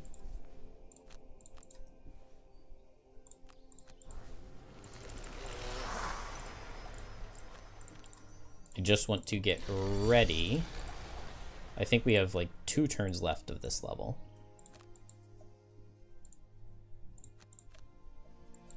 Three turns. So we get out a ton of pets because Blinkblade has a card where he gets to move for the number of allies on the field. So now he has 5 allies, which gives him a move 10. And this level is all about just having a bunch of movement. There's not really anything else to it.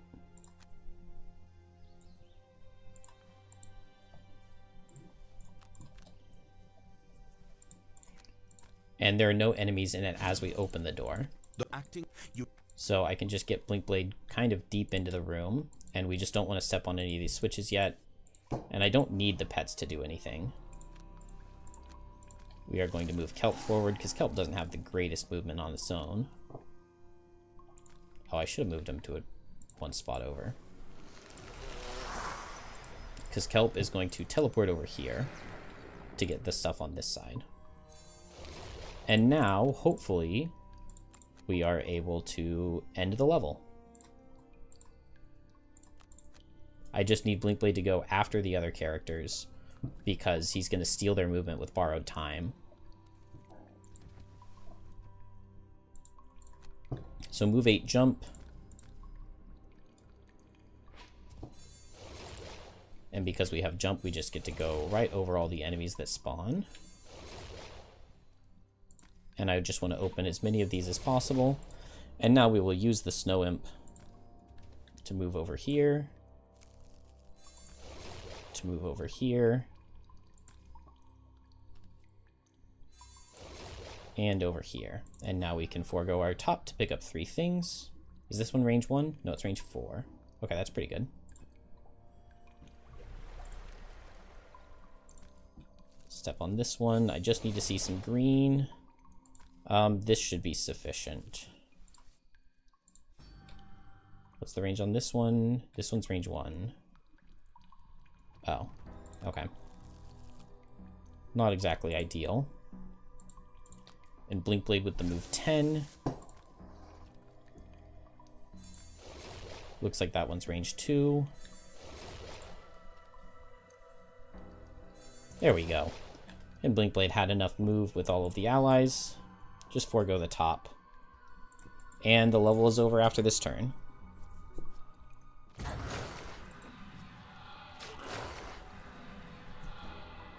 Tons and tons of enemies, so it's really nice to get this done in a single turn where they don't have enough time to like really make you pay. And luckily they made this puzzle much easier than the physical version. That one, it was still possible to do it in a single turn like this, but I used Kelp's card that would grant invisibility to your other allies. Oh, and I did it in 2 turns. Because I used like 1 turn to open all of the things while all of my characters were invisible. And then the next turn was trying to get everybody into position to finish a thing in a single turn, or to pick up a thing. But the digital version of the puzzle, much, much, much simpler. We got 7 imps. Okay, so I only need 8 more. That's really good. 8 more is not hard to get. I've picked up exactly 0 lumber tokens on Kelp. And that is how Kelp will retire. So that is something I really need to catch up on. It's really crystal enclosure already. Oh man, this is going by really quickly, and once again, I'm way behind on my buildings. Ember energy source goes to Snowflake. You're on your guard shift on the We get attacked again. I'm gonna lose so much stuff here, and I don't have morale to be able to afford losing morale. It's generally better to lose morale than resources. But my morale is so low. I drew all minuses. Crazy. It's just an unlucky run. I'm supposed to have this mining camp upgraded, but I'm so low on hide, even though I'm supposed to have a ton of it. I need a meteor. I'm out of resources now. That's so...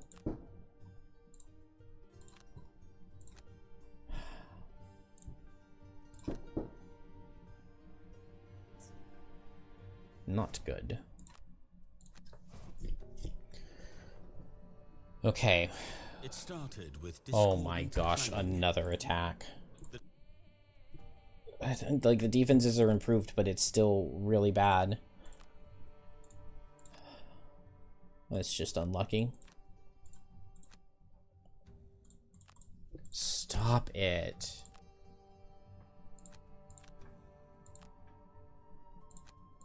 Yeah. Well, I mean, if I were doing actual attempts, I think that that would just be a reset. Because you just can't afford to have that happen. I mean, my defense is -10. Ideally, my morale would be like 12 or 13 right now. But I literally don't have the resources to spare. That's so annoying. Alright. We get a meteor. He needs to kill 15 rune machines. And he gets a circlet with some winged shoes.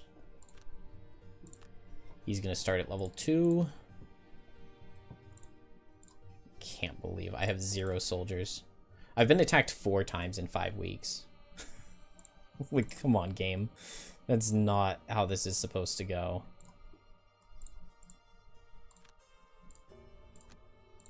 It's a 40% chance, like with the starting deck, it's a 40% chance each week that you get attacked in winter, the first winter. There are 12 non-attack events and 8 attack events.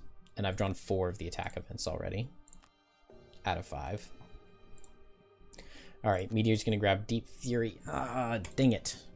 I was not supposed to start at level 2. But that's not a big deal, we just make another one.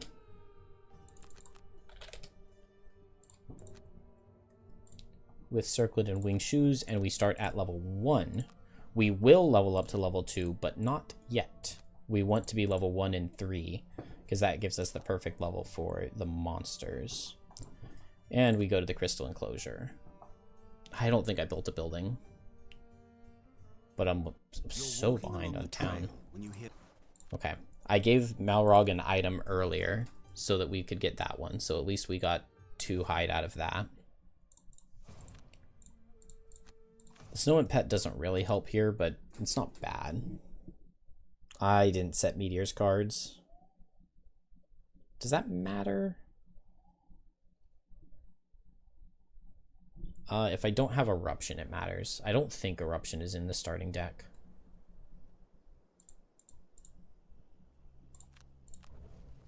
Oh, it is. I have Eruption, I have Igneous Path. I think this will be fine that I forgot to change his starting cards. I don't believe it will matter. Oh, I didn't change Snowflakes either. Okay. I need the 31 Chilling Impact, which is not a card that I generally like with Snowflake. But for this level paired with Meteor, it works really, really well. This level, there are a bunch of pillars that give all the enemies in range shield. And so any way to get around shield is really, really good. And so we want Chilling Impact, and we drop the Hound, the Snow Fox. And here I want Force of the Earth. I drop Cloud of Ash. I want Metamorphic Rock for the next level. But yeah, those cards are right for this one. Back at it. Okay, what do I need to do on buildings? Craftsman Sled. Okay, so I need enhancers next as soon as I get back to town. I need enhancer 1 and enhancer 2, and then I get garden 2. And then I'm behind on the hunting lodge, but once I get the enhancers up, I'll be back on schedule. other than the hunting lodge. All right, hopefully this is not the fast multi-target out of priest. That's the only card here that really messes anything up. Fast disarm is totally fine. Meteor does not mind at all. We will just make an igneous path. And I can shove this guy in for some damage. And I will push him back. And then we Polar Vortex. Oh, I should have done the Polar Vortex right there. That's alright. Lifting Gust just kills him. So it doesn't really make a difference. And that is the first room of this scenario done. Let's move here to get the under pressure loot. No, I'll just grab it with Snowflake.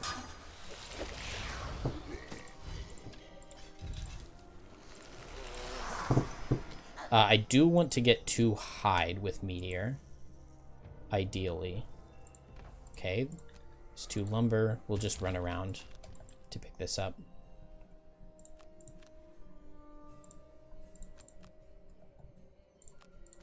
We have some time. Snowballing Snowflake would make way more sense.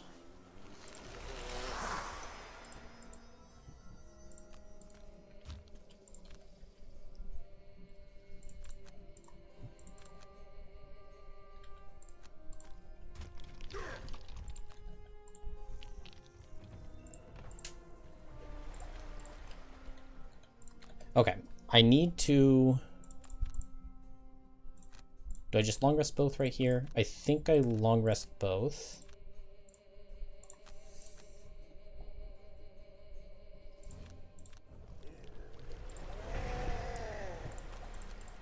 And Snowflake, I can drop Snowball. And now I need to activate Chilling Impact. And then on Meteor, I just need to set elements. So I set Ice with Snowflake, and I activate Chilling Impact. And here, I'm just getting an element set so that I can use my Circlet of Elements the next turn to reset Ice. Okay, so we consume the ice. Now, anytime I push or pull something, it's going to suffer damage. I don't love heal out of priests. I don't love it, but I do like standstill out of guards. Oh, man. Oh no, this is fine. This is fine, because this ice speaker isn't in range, so he's not... Normally this would be bad, because he's consuming the ice. They all suffer the 1 damage. But he's not going to be in range to hit anybody, since the guards aren't moving. And so I can use Eruption right here, and they all suffer 4 damage. Which is really good. I'm going to turn the fire that's set... Actually, let's turn the leaf, because this guy can use leaf too. Into ice, and then we're going to grab the chest down here.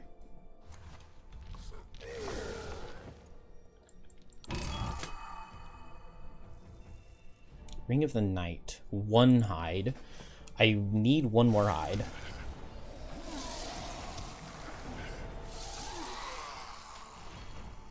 Okay. The heal there was unfortunate. I think what I want to do is get back Polar Vortex. Man, I would love to play Polar Vortex Blizzard here, but that feels pretty bad. Maybe it's fine, though. Let's just try it. And just see what happens? No. We're gonna go fast. It's so much better to go fast. Okay, Two-Fisted Strike out of this guy. Heal out of the priests. So I think I'm just gonna move over here and Polar Vortex this Hex. That looks right to me. So this guy, pull him and he dies. This guy, pull him and he dies. I think this guy, pull him. This guy, pull him. And this guy, pull him. And they'll all suffer 1 now, which gets me 1 kill. And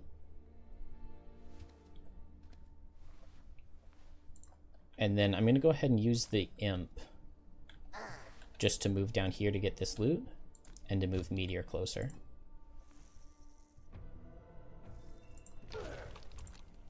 And now Meteor moves here, uses the Earth from last turn to push this guy way up there, and uses the Force of the Earth this turn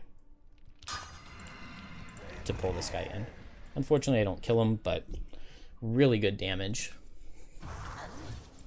And this room went pretty well. How much health does this guy actually have? Okay, he has 1 health. He's just bugged. So Polar Vortex should guaranteed kill both. So let's just do that, and then Meteor just needs to have enough movement to be able to pick up loot.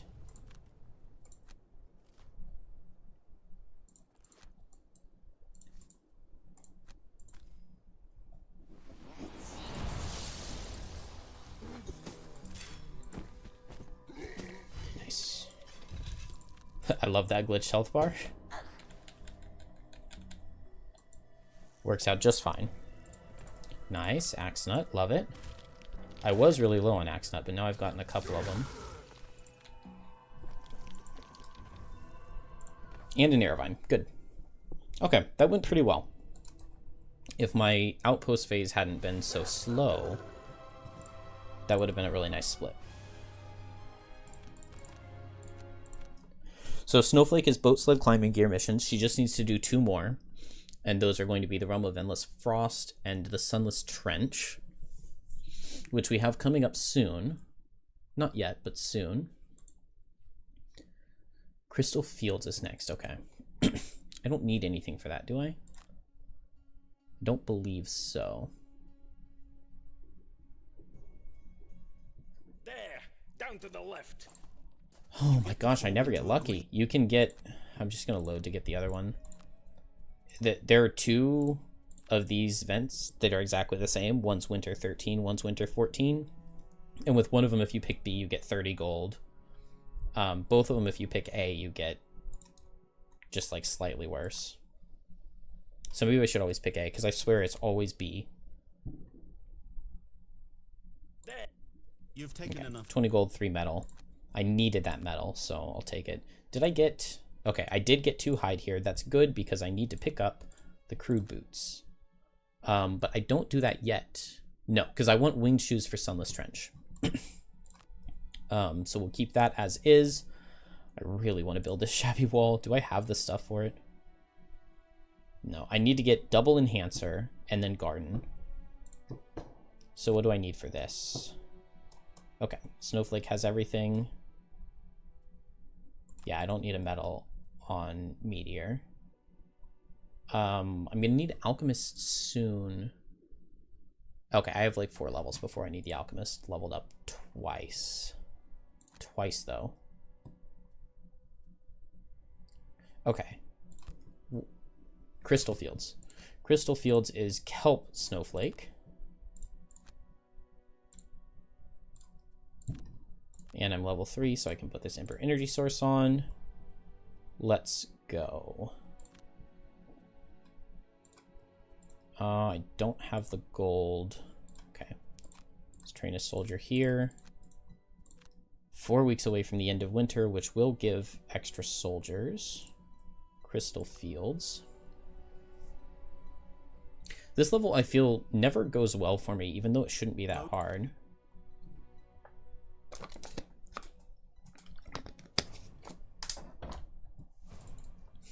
Cards. I shouldn't need any card changes, I don't think. I could drop Chilling Impact, but I'm not exactly sure what I would drop it for. Okay, this level, I really want to get a lot of wood on kelp. I think it has 3 wood in its pile. And I believe my kelp is at 0. Yeah, there are 3 wood tokens here. My kelp has 0 of the 8 that he needs to get. We still have a while before I need them, but that time is coming. Can pull this guy with Polar Vortex. That wasn't the way I meant to do this, but I still get him into both of the traps, so it's fine. In kelp, we get the wound by moving next to him. And this is just kind of one of those, hopefully this attack does enough damage. Not quite, but it's close. Alright, let's just run forward in Lifting Gust, and I'll just try to loot. Oh, that's not where I want to go. Move to right here.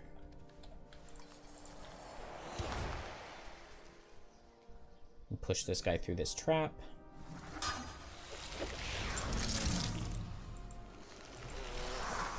Kelp barely missed out on the kill. Now we get to pick it up. And a wood. Hey, there we go. Okay, 1 of 8. That's good, though. I mean, every single wood token definitely counts. Definitely helps.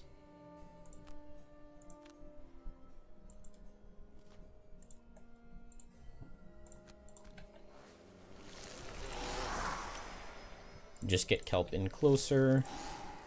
And a bonus attack. Kelp has a much better attack modifier deck than Snowflake, so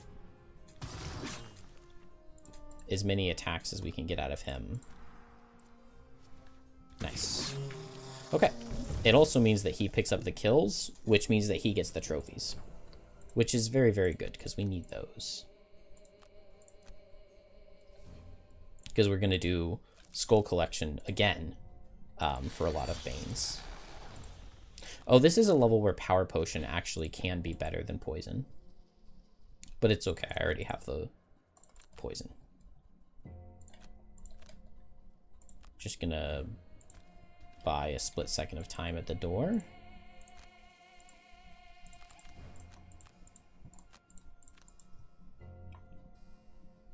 Frigid Growth can go. Oh, no, I wasn't supposed to drop that. Frigid Growth can be really good here. I'm gonna go back. What do I want to drop is the question. Birds in a Tempest? That's fine. Kelp doesn't really need moves since it has teleports, and teleports don't count as moves. I need to keep my loot. And I want Lacerating Stabs. I want literally every card. I guess Tumultuous Panic. I have tons of ways to get Banes without. Alright, and now we're just going to open the door and go for a Polar Vortex. No, I'm going to hold off on the Polar Vortex. Do I have a way to pull an enemy in without? No.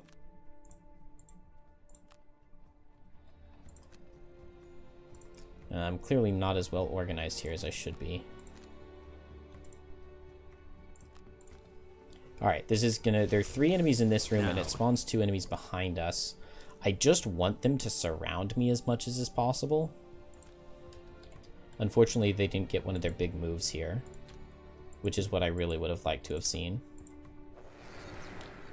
Kelp is just going to come up here and give this guy some negative conditions, and a Bane. Now, the nice part about this level is that there's a standing limit of 6 for Burrowing Blades, and generally speaking, I don't know what I'm saying. There are like 8 Burrowing Blades in this level total. So if we just hold off on a second before spawning, if we hold off on killing these guys and spawn all of them first,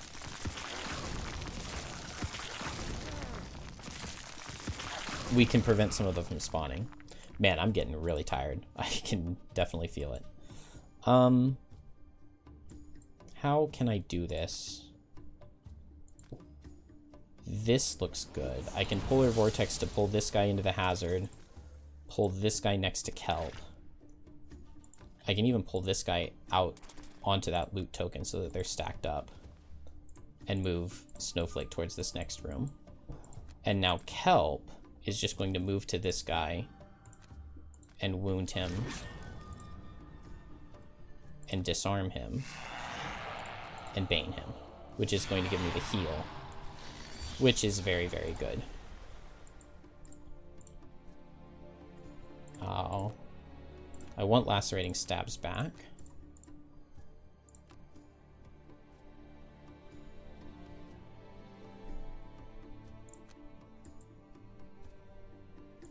Do I have...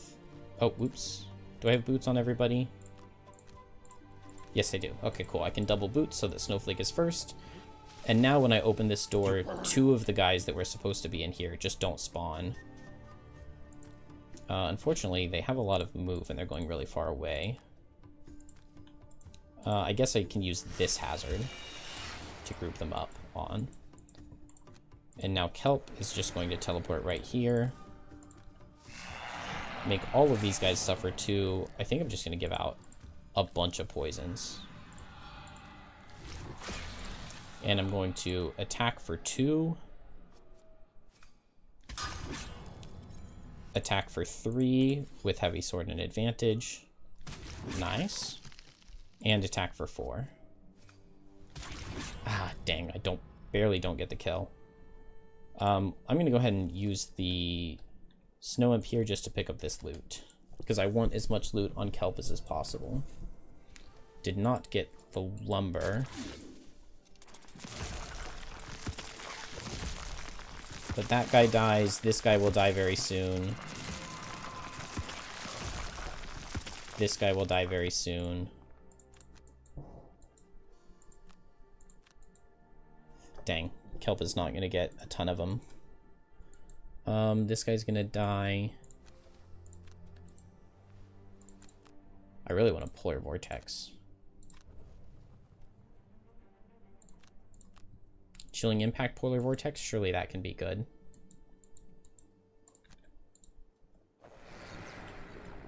Let's just move Kelp to here and get this one.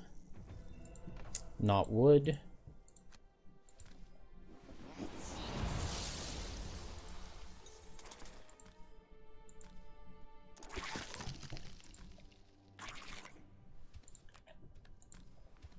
I probably could have done this better. And gotten more damage. They're all going to run towards this Algox guard. I don't know why these guys move into hazards when they definitely shouldn't, but I mean, it's fine with me. Alright, Kelp just gets one more, unfortunately. And this guy will die to wound. Can I get this guy in a single turn?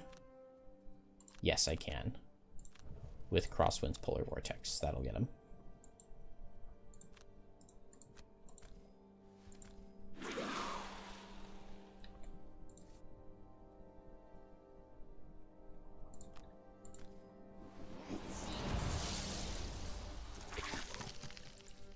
Although I'm missing out on some loot that I could have gotten otherwise. Ideally, they just wouldn't have all run away from Kelp and they would have just all died right there. And then Kelp would have been able to do a loot 1 to get everything. It's alright. We made it through. Man, I don't know why that level's taking me 13 minutes. Every time I look at it, it's like the level's really easy. I just don't understand what goes wrong. I'm probably just being really slow on it. Surely that's the issue. Oh, and we have another... We have another issue here. Because I'm 2 levels... Get attacked again. Unbelievable. At least this one's one of the weaker attacks. I can't afford to be losing these resources. This is so bad. I'm supposed to stockpile a huge amount of resources in this section of the game.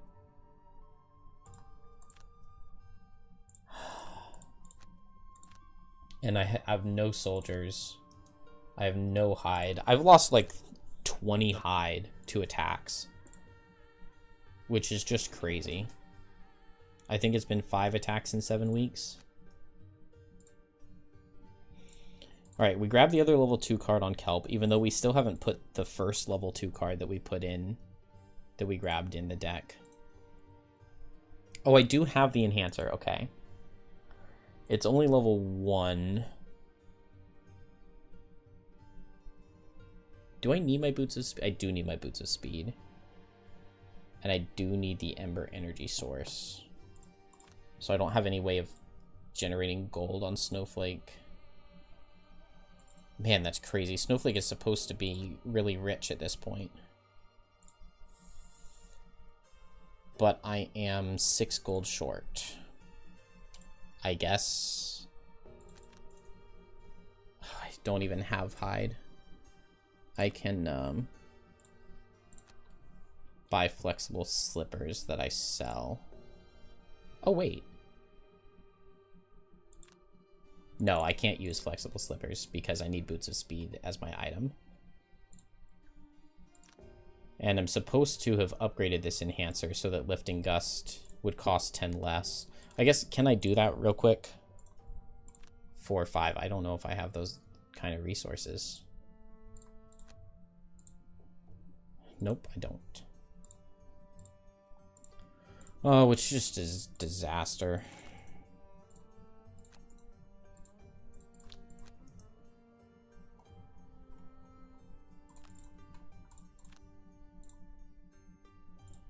Alright, this banner spear can finally retire from building buildings. Took a long time. Those are not the double inspirations that I want, so we will just make a character and go back.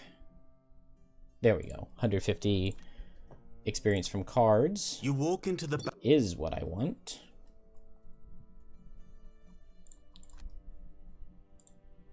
Can I train a soldier? No. I don't have anything on anybody to train a soldier. Meteor? Meteor really only picked up resources. I only picked up gold. I didn't pick up any resources. That's crazy. That's absolutely crazy. We're just gonna pass another week. This is bad because it just gives me more opportunities to be attacked, and it's just really slow. Please give me an event. Returning to town from a scouting mission, you notice the guard towers are empty. You make a mental note to check the schedule and report the deserters to Captain Ulrich.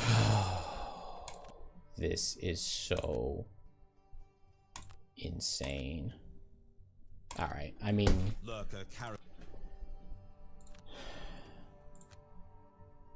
I can't even rebuild these buildings. I think it's just over. I just got too unlucky with my winter events.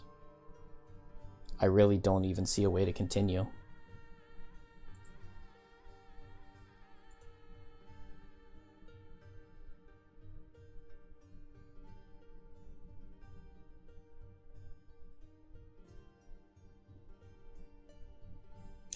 Dang. Alright. Well, I've been really tired this last little bit anyway. This was just a really, really, really unlucky ordering of the winter winter outpost events. But I'm planning to wake up. I think I'm going to do another one of these tomorrow. I'm just going to wake up really early. Because I have my wife and children will be back in town later in the day. So if I wake up at like 6 a.m., I should be able to start a run and finish it. It didn't make sense that I like started this run at 8 p.m. There was a lot of good that happened. Yeah, getting to this point in 2 hours and 40 minutes, I'm pretty happy with. Sunless Trench is a one-turn scenario, but I need to be able to enhance Lifting Gust to have +1 move. I get +1 move from the Ember energy source. I get +1 move from Lifting Gust, and I have to have Boots of Speed to be able to underspeed Blink Blade. And then Blink Blade, actually with this blinking cape, that would have made things a lot easier that I just like luckily looted. But Blink Blade is going to enhance Power Leak to have +1 move. And between those two enhancements, I'm able to loot all 5 of the chests in the Sunless Trench in a single turn. We still got a very large number of levels done in 3-ish hours. But Sunless Trench, Glowing Catacombs is a hard, long level. Realm of Endless Frost is not too bad because Kelp can just teleport to the boss and kill it. And then the elevator in the library, Meteor destroys with obstacles, and you can get the Ooze pet from the Glowing Catacombs to help wall off. Then Meteor just needs to go and kill extra ruined machines to retire. I go ahead and get the Piranha Pig pet, because you're probably going to have the pet for the puzzle book anyway, and I want to do it before Kelp sells the capturing net. Top of the Spire, I just wait until I have better power potions. Sacred Soils, where Blinkblade is going to farm the imps it needs. I'm also going to get 2 new pets, and that's where I'm going to start my capture 8 pets retirement goal on Deathwalker. War of the Spire A is a 1-turn scenario with a Blinkblade and a Snowflake. Haunted Vault is an easy just puzzle level. The 3 unfettered quests, Snowflake and Deathwalker, destroy. Deathwalker and Snowflake also destroy Beneath Sea and Stone and Underwater Throne. Depths of Delirium is a 2-turn level that uses 4 characters and needs enhancements and power potions and everything. Corrupted Camp is like 4 or 5 turns. Man, I honestly maybe only had like 4 hours left. Because a lot of the stuff coming up is fast and kind of easy. And then these final levels are kind of hard. Uniting the Crown, the True Oak, and the Call of the Harbinger. And then basically all of that is going to get me up to Prosperity 7. And I have to grind for 30 minutes to go from Prosperity 7 to Prosperity 8. And so I think that's where most of the remaining time was going to be lost. But it's looking like all of this can be done. I can have the ending scenarios unlocked in about 7 hours, I think. And I just don't know very much about those because I've never played them. Anyway, I'm tired. I'm going to bed. Have a good one, everybody.